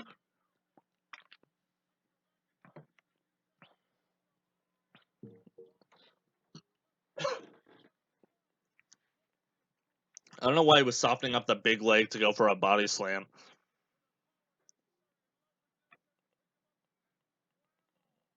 A whammo, a whammy, whammy, a whammy, whammy. Andre still got years to entertain us. And luckily for us wrestling fans, he would. And you know what? He was the star of the 50th episode of the Screwjob Podcast, which you can find, guess what, in your top right-hand corner. Boom, baby. He doesn't know where the money is. Where's the money, Lebowski? Where's the fucking money? Sorry, when I quote the Big Lebowski, I get excited. I hit myself with the stick for it, yeah, baby.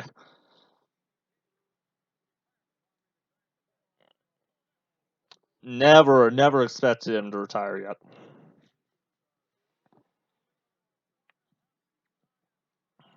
Andre, of course, wouldn't retire until what Mania was it? I believe it was Mania 6. He retires 3 years after. He spends 3 years as a heel, I believe, and then turns face and leaves as a hero. Last time in WWE, WWF, and goes out a hero like he should.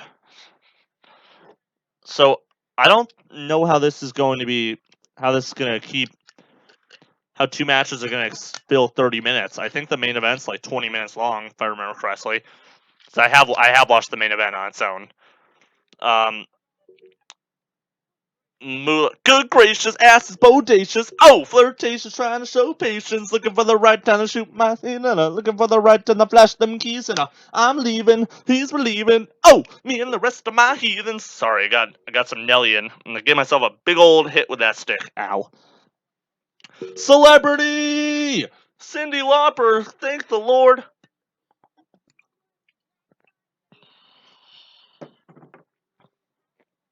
She bop, da wee bop. I bop, you bop to they bop.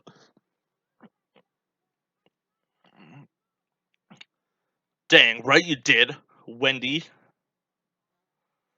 Yeah, what's what's interesting about this match, more than anything else, is that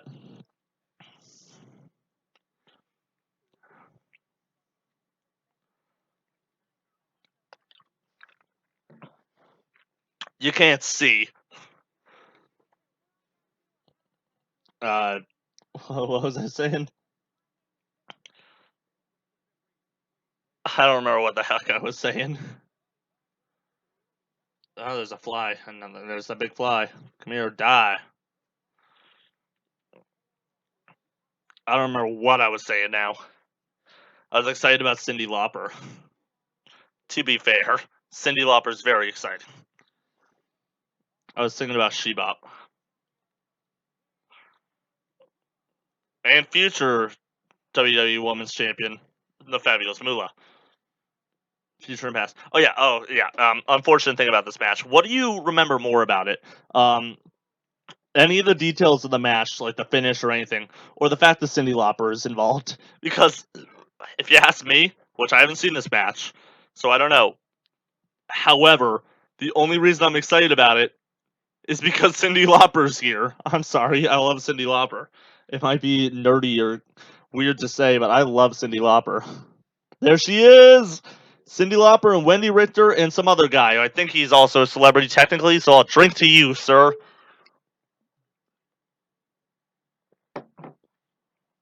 Shout out to David Wolf, whoever you are. Is he like her husband? Who's David Wolf? Poppin' peas.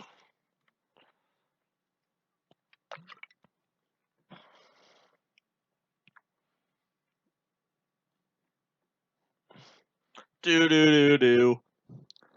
Think this music's dubbed, but I'm not sure.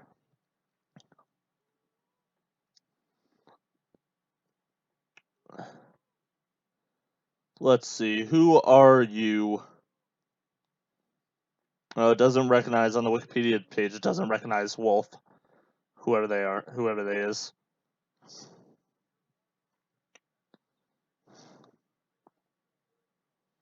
Oh yeah, Liberace's also here. That's what I was waiting for.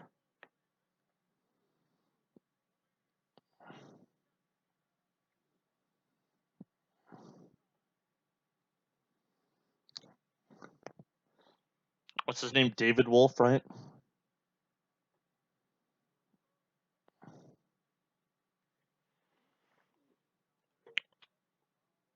A lot of bouncing by Wendy. Oh, it's her manager. Okay.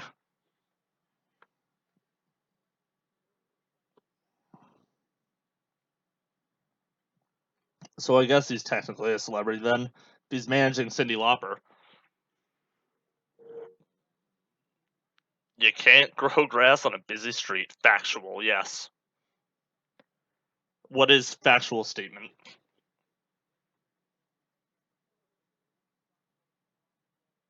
Woodstock was to rock and roll what WrestleMania is to WrestleMania today. Got it.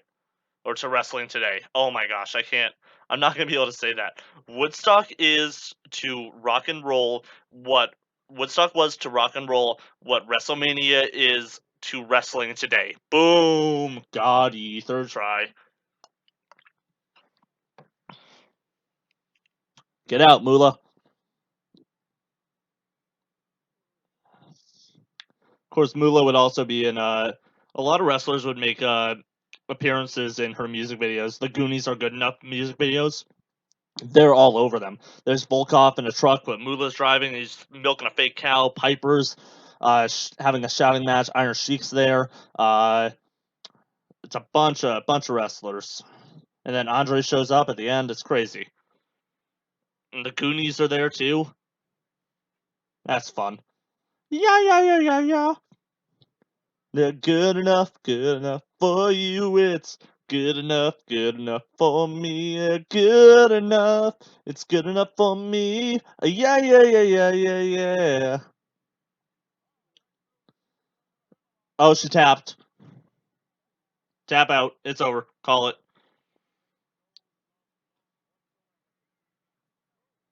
That's an interesting maneuver. I've never seen that done before.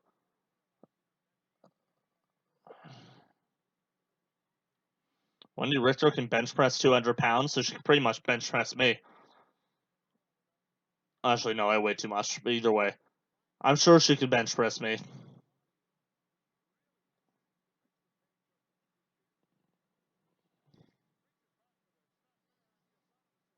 To be fair, I think there are plenty of women who could bench press me. Nia Jax could. Chyna definitely could have. Cyndi Lauper could probably bench me. No. I weigh too much for Cyndi Lauper.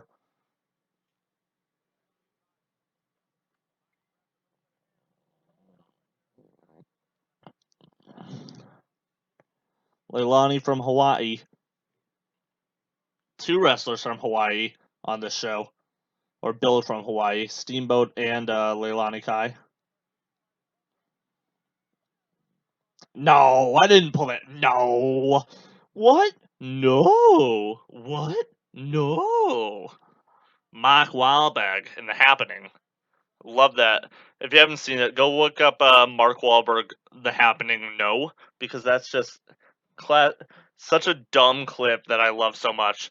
This old woman comes up to Mark Wahlberg and goes, "Are you here to kill me?" And Mark Wahlberg just goes, "What? No. What? No. No. No. Not it. What? No." It's ridiculous. He like enunciates the crap out of it.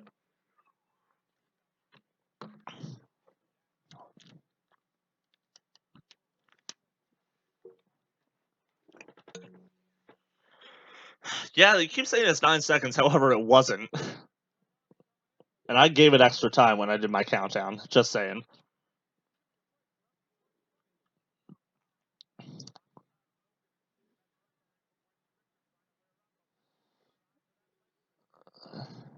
Wendy Richter with the leg scissors.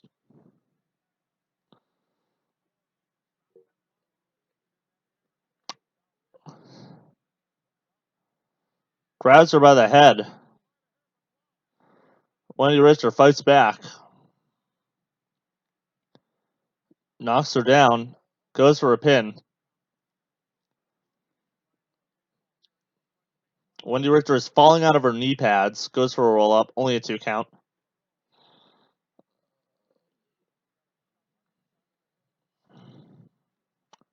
Knee or a kick to the solar plexus, the chest area. Snapmare by the hair. Ripping the hair. Cyndi Lauper yelling about it, saying, "Wash the hair, ref, wash the hair." I agree, Cyndi. She needs to wash the hair. Is she giving any instructions or encouragement? Big old thrust kicks. Goes for a 2 count, only gets 2 count. Wendy Richter shoving the ref. She better be careful. That could lead into disqualification. And Moolah is grabbing the hair in front of the ref, and the ref has done nothing. Cyndi Lauper attacking Fabulous Moolah. And the ref's not going to throw this match out? What about Valentine? Or not Valentine? Yeah, no.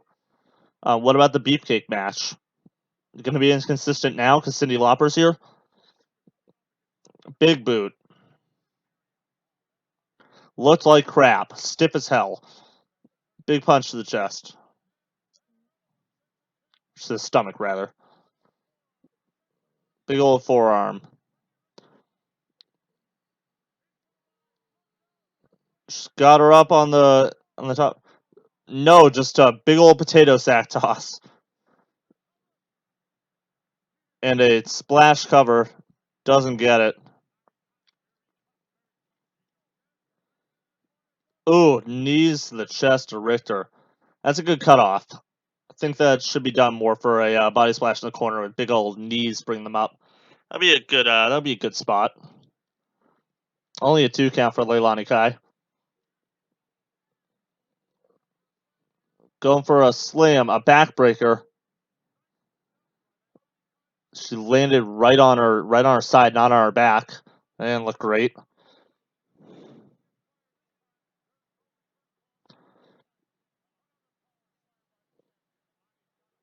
Oh yeah, you know what? Changed my mind on the Andre match. I don't remember what I said, but 3 stars. Good story more than anything else. Crossbody. They roll through. They f up the finish, and Wendy Richter wins. Yeah. So yeah, probably a good thing you don't remember that they mess up the finish. And Wendy Richter wins the title. But you know what? Think about Cyndi Lauper and how cool it is that she's here.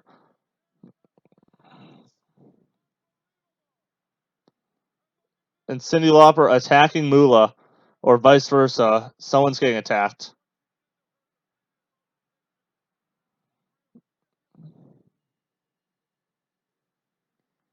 What is happening? Moolah is flopping around like a fish.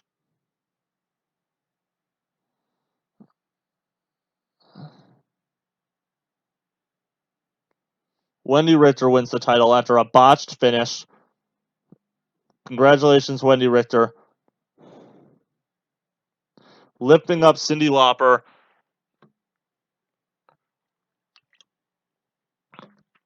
That's an iconic image right there.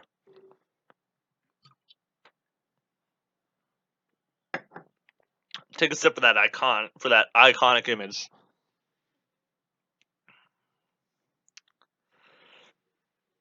Do do do do do.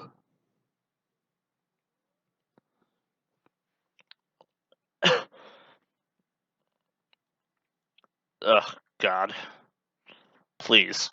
Put me out of my misery. Let's get this done, baby.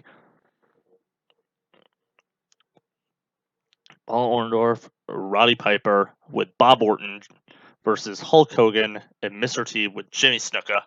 It's gonna be great. So yeah, let's see that botch finish again.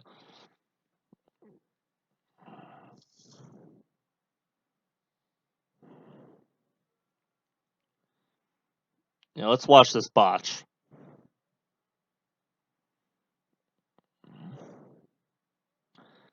Slaying Slat doesn't roll through properly, Wendy Richter, and then just covers her crotch first. Ugh, come on, Leilani, what are you doing? At least throw your shoulder up last minute. Try to save that, make yourself look better than to get beaten like that. Ugh, gross. Bad finish.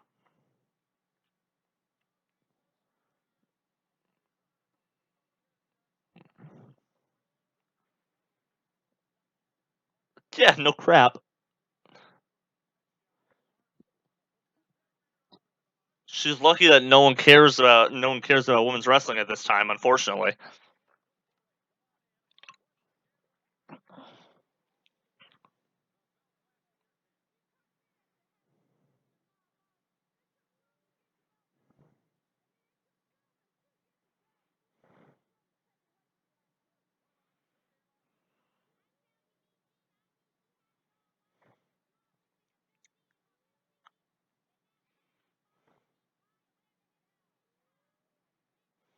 Cow.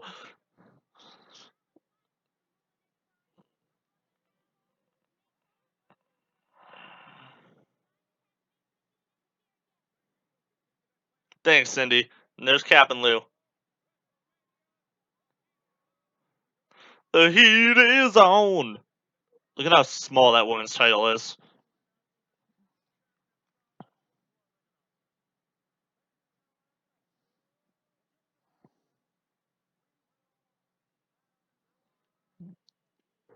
Yay! Finally. I'm sure the end of this whole thing's gonna be a clip show because we're only an hour and 42 into this. There's no way they're gonna stretch this thing for 30 to 40 minutes.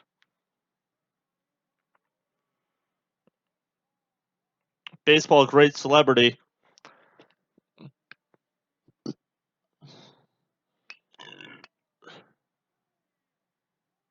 Billy Martin, take a sip, everybody.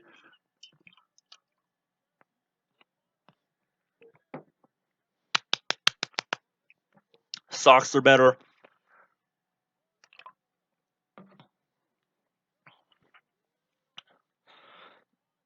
Go Red Sox. Also, something I love about old wrestling footage, whenever they're shooting someone and the camera angles up and it catches the lights, I love that streaking that happens, where it leaves that purple or pink streak. I just love that.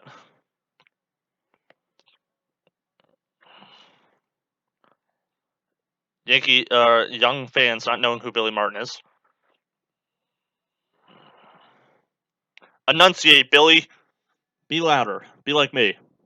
Be like Mike.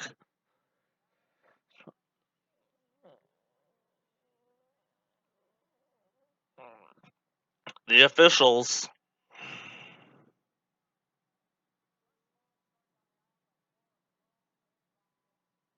The Rockettes.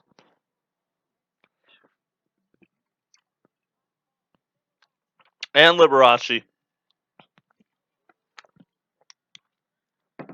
I'm not taking 4-6 for the Showgirls. I'm not insane. One for Liberace, one for the Rockettes. Yeah, Liberace. Yeah, I just love that streaking that the lights do when they go up. It's such a cool thing. It captures the era and the times.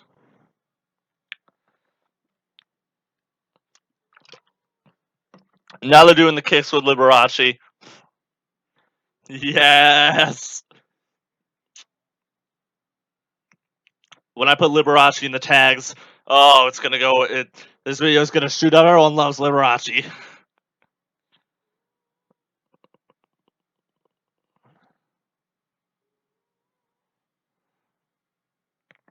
This is pretty great. Not gonna lie.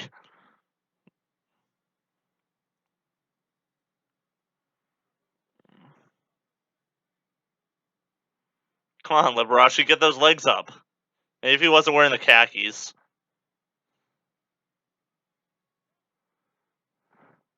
He's happy to be there at least. Are they going back into it? Oh, come on, Liberace. No wonder this takes so long.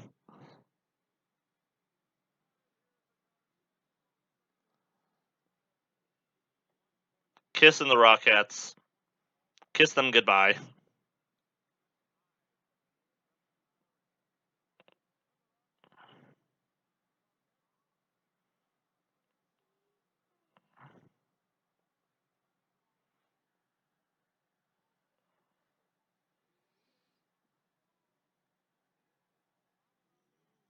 And Muhammad Ali is next.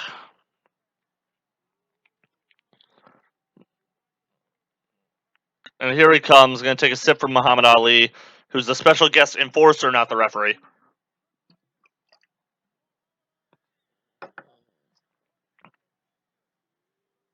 Well, technically he's the ref, but still, either way, he's in the same role that Tyson was as the special guest enforcer.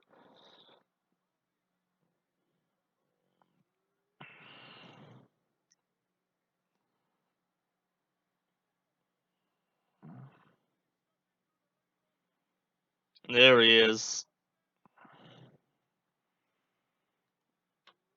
Muhammad Ali, rest in peace. Jose Torres also. Take a sip for Jose. Man, they're hitting me late. They're beating me up now.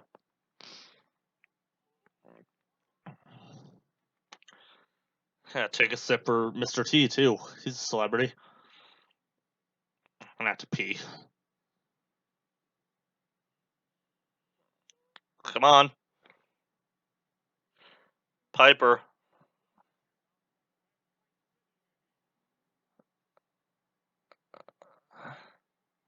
Piper coming out with a band of bagpipes. How come this never gets mentioned?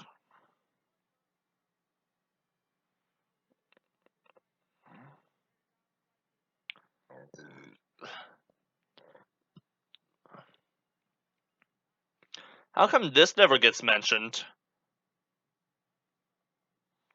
Like at all when people talk about WrestleMania, no one talks about this entrance.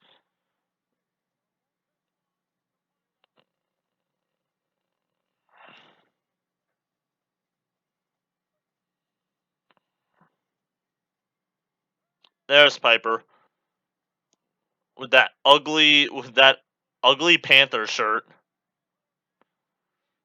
and Paul Orndorff is there as well with Bob Orton, Cowboy Bob Orton, Paul Orndorff, Mr. Wonderful, and Cowboy Bob Orton. The trash.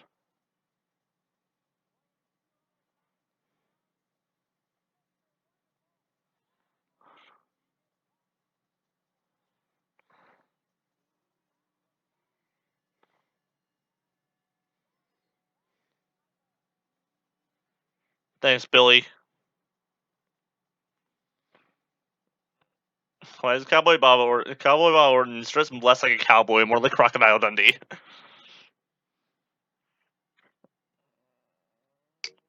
From Glasgow, Scotland.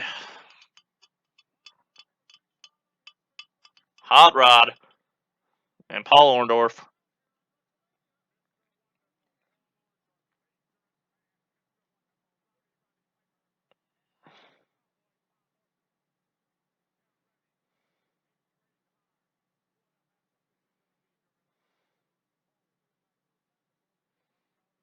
Oh, I guess Real American is playing. Okay, I was wrong.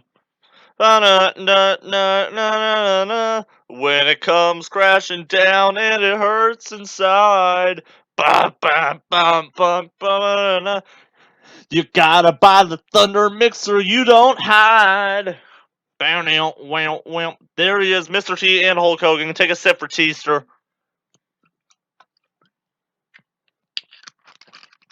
And I think that's the end of the alcohol. Thank the Lord. Under the rights of every man. And Mr. T does have some boxing credentials, but not as much as Piper, actually. Which I did talk about that in a different episode. However, I'm not going to leave a tag to it. You can find it at the end of the video. There'll be a playlist for everything. The Screwjob Podcast for everything. But right now, for my final tag, soon, you know what? Around the 2-hour mark, I'll throw up my final tag. It'll be for the entire WrestleMania playlist. Okay. 2-hour mark of this video, not the show, but you know what I meant. Ooh, they're already trying to start stuff.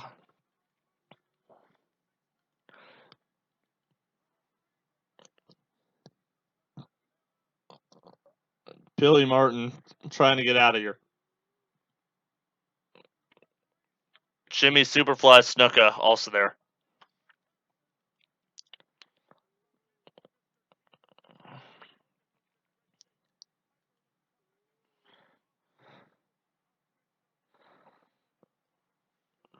Mr. T from Chicago, Illinois.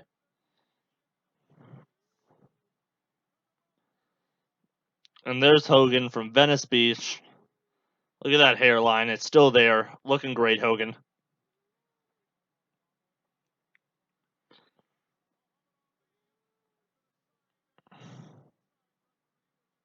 It's the outside ref. What is he has a broom? That makes sense to have him out there to control it. And then our trained official will handle everything else. There's Liberace.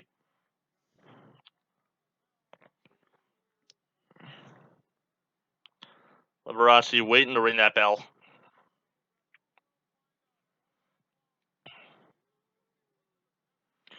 And yeah, as I said prior, though, I'm going to stretch this out nice and long, because 20 seconds is a long time.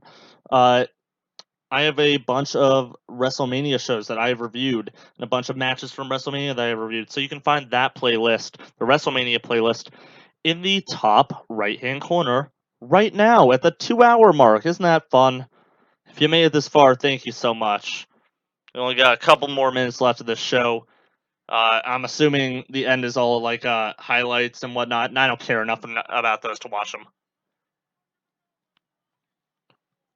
Liberace ringing some jingly thing, a jingly bell, and the actual ring bell as well, so that's cool. So Hogan and Paul Orndorff are going to be starting off.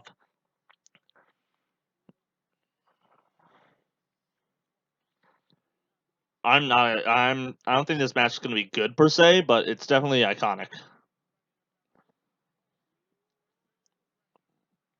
Skin of a hot dog, Hulk Hogan.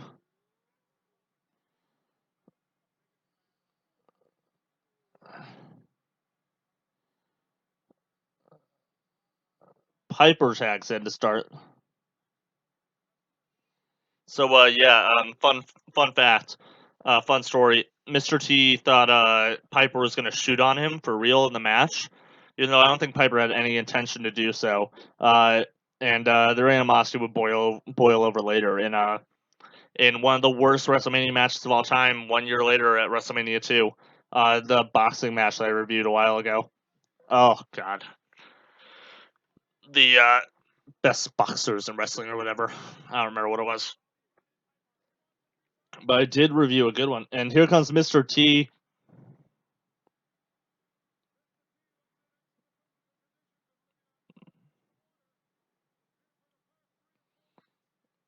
Only eating tuna and water. T.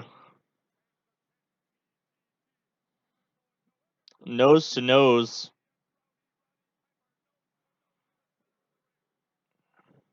Oh, a slap. You're done. Double slaps. Boot to the chest. Takes him down.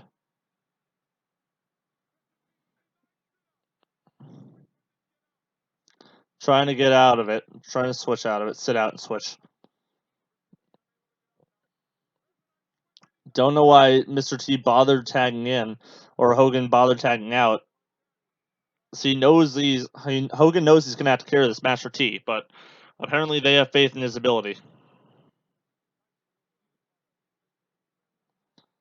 T.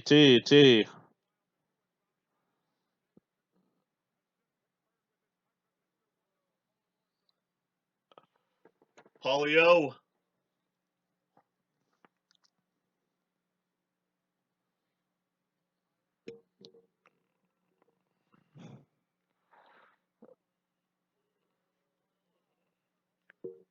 Just keep going. Okay, so get some of the fireman's carry. Okay, T.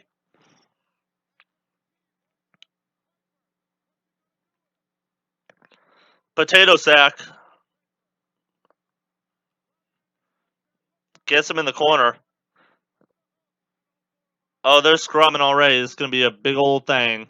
Muhammad Ali getting in the ring.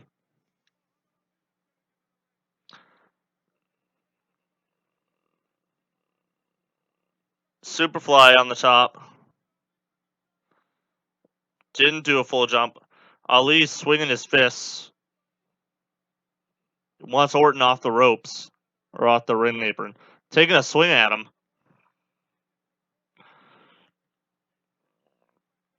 To be fair, Big Show took a punch from Floyd Mayweather.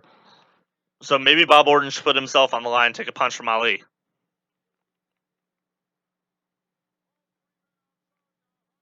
Look at how cramped that area is.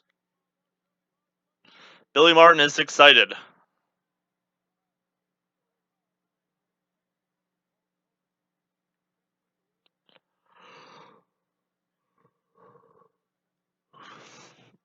Piper's leaving.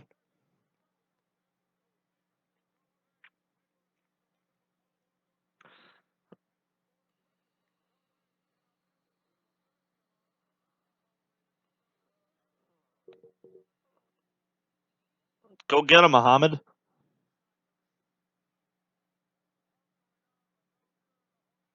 Hulk doesn't want to win that way.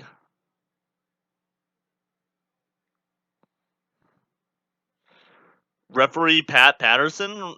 That's it? Oh my god, I didn't even notice.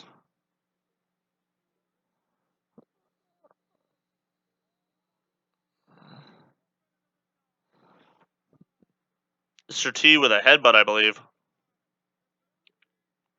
Double noggin knocker. Hogan working on Piper.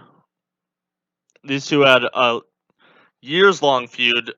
Probably one of Hogan's biggest rivals, and definitely Piper's biggest rival. Overall, these Atomic Drop, those two have had many encounters. Of course, Hogan always won, but yeah, still.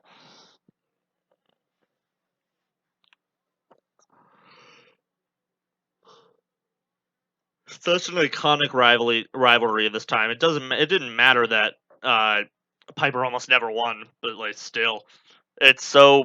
When you think of '80s wrestling rivalries, you think of Piper and Hogan. Double clothesline. Now Mr. T setting up a move, picks him up, body slam. Mr. Wonderful gets him with a hip toss.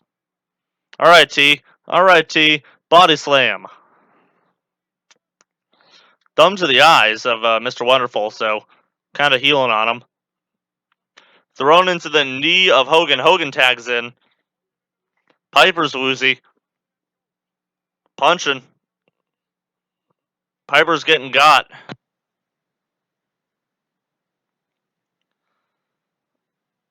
Big boot knocks Piper out of the ring.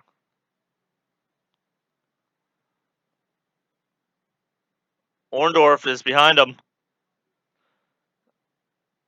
Tries to knock Hogan over. They botch it. It was supposed to be a clothesline over, I'm assuming. Come on, B.A. Baractus, get him. He's got a chair. It's a thick metal chair. They're not throwing this one out, even though that was a chair shot on Hogan. Quick, get Joe Briscoe out there to help. Orndorff throwing Hogan back in the ring. Mr. T is not having it.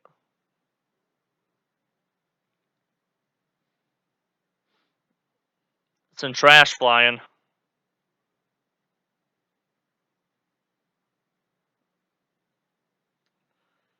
Orndorff working on Hogan in the corner, punches.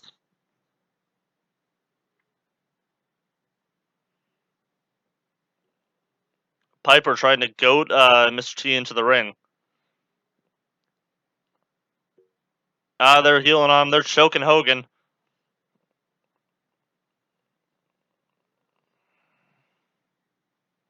Mr. T trying to go at him. Trying to be dragged off them.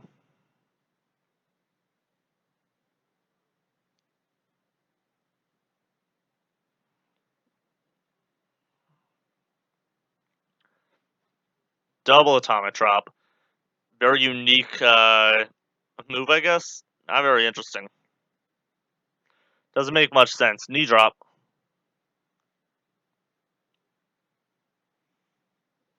I never really liked that move. It never made sense.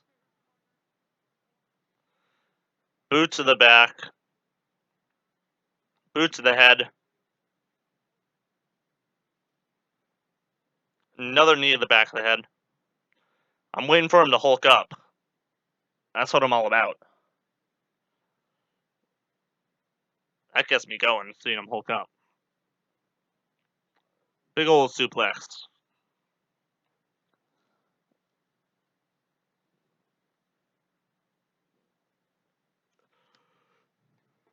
Well, thank God this isn't for a championship, because it looks like Hogan might be in some form of trouble.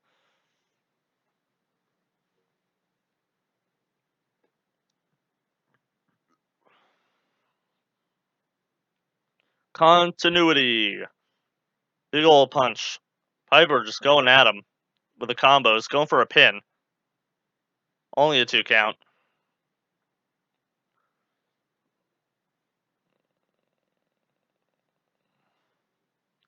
Mr. Wonderful going off the top rope. Hits him with an elbow.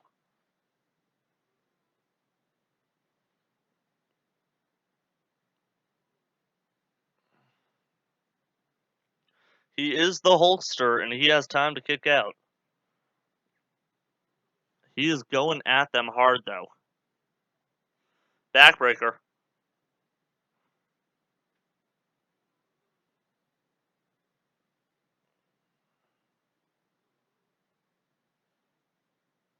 Going for an elbow drop. Oh, a flying knee, actually. Mr. Hogan gets out of the way. He's trying to get back to his corner.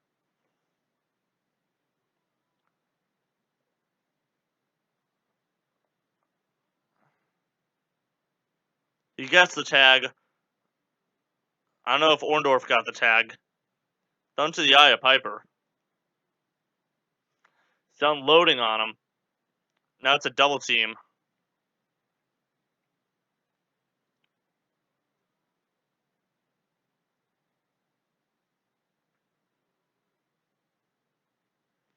Orndorff and Piper messing that kid up. Mr. T immediately trying to tag out. Tells you how confident he was, or how confident he is in his ability right there.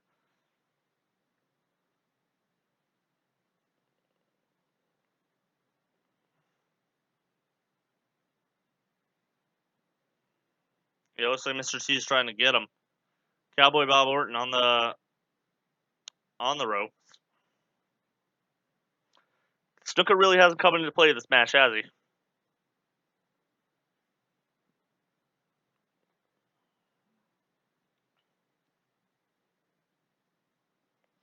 Okay, Piper did tag in. Now he's got the front face locked in.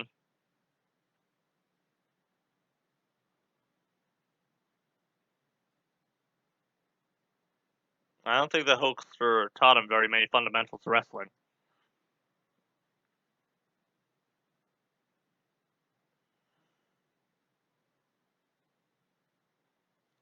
T tags out. Gets to Hogan. He recovered pretty quickly, all things considered. Double noggin knocker.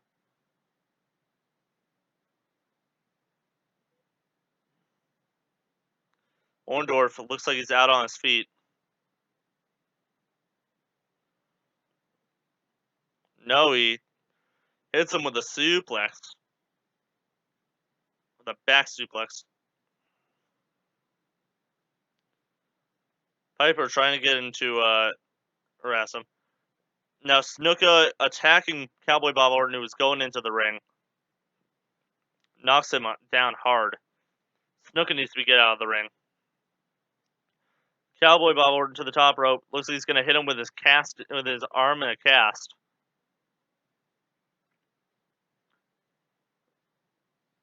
No, hits him with the cast. Hogan going for the pin. Snuka stops the pin. 1, 2. That's the end of WrestleMania. The good guys win via shenanigans, not by a big boot and a leg drop. No, via shenanigans. A botched interference attempt by Cowboy Bob Orton, trying to hit him with a heavily casted arm. Well, Snuka stops the pin break up, and Hogan ekes out a victory at WrestleMania. Orndorff takes the fall, and Mr. T and Hulk Hogan with Jimmy Snuka win the match. And they're still fighting. Piper just attacked Pat Patterson.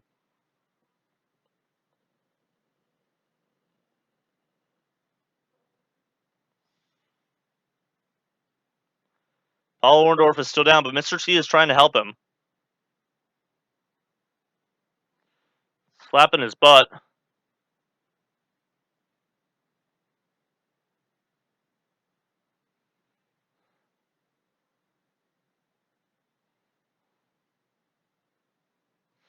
Yeah, his guys abandoned him.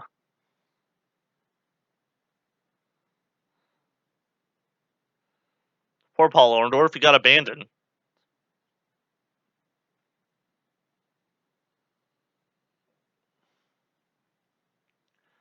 Cowboy Bob Orton, baby.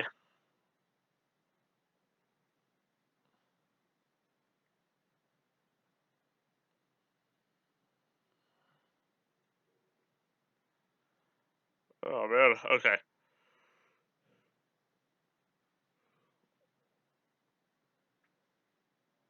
There's 8 minutes. I'm assuming it's going to be all highlights that next 8 minutes. But I do want to hear them, and I don't know what else I'm going to wait for. I'm definitely not going to stick around for the highlights, but music's up. Final celebration time, right? Man, I have to pee.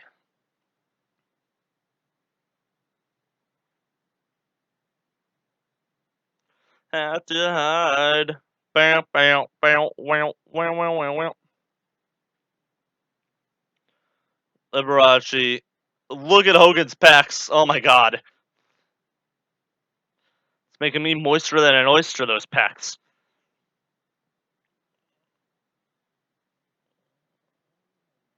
Mr. T and Hulk Hogan win the main event of WrestleMania in a 2.5-star match. Let's talk about Mania. I didn't put on the rose tinted glasses for this because I've never seen it. I don't have any nostalgia involved in it. It's a very below average show, not gonna lie, but for what it means to the history of wrestling, you can't help but give it praise. And it really did put WWF on a bigger pedestal than anything else ever had. Um, and yeah, this made them a national powerhouse. Of course, they would go on to be involved in the Monday Night Wars, the New Generation. Also, that was terrible. And phase out of the golden era, and then move on to what we have now, which is pristine, great wrestling all the time. And that's just one of the best things I can think of. That's ever possible. And it looks like we're gonna get a full rundown, right? Not just to this match. Just to this match. You know what? I'm gonna call it. I'm gonna pack up shop. Um, Ending it there. If you want to keep watching those highlights, feel free. But this has been the 100th episode of the Screwjob Podcast. And oh my god, thank you so much again for listening. If you like this video, please like it, share it, subscribe it. There's gonna be more content. It's not going away. I'm gonna do some fun episodes. We're gonna watch a movie soon. I'm gonna eat some old food. That's a spoiler for that thing I've been planning for. But like this video if you like it, share it, subscribe to the channel. Check out the Facebook Screwjob Podcast on Facebook, Twitter at Screwjob Podcast on Twitter, and Patreon.com/Screwjob Podcast. I'm Mike, and this has been WrestleMania on the Screwjob Podcast.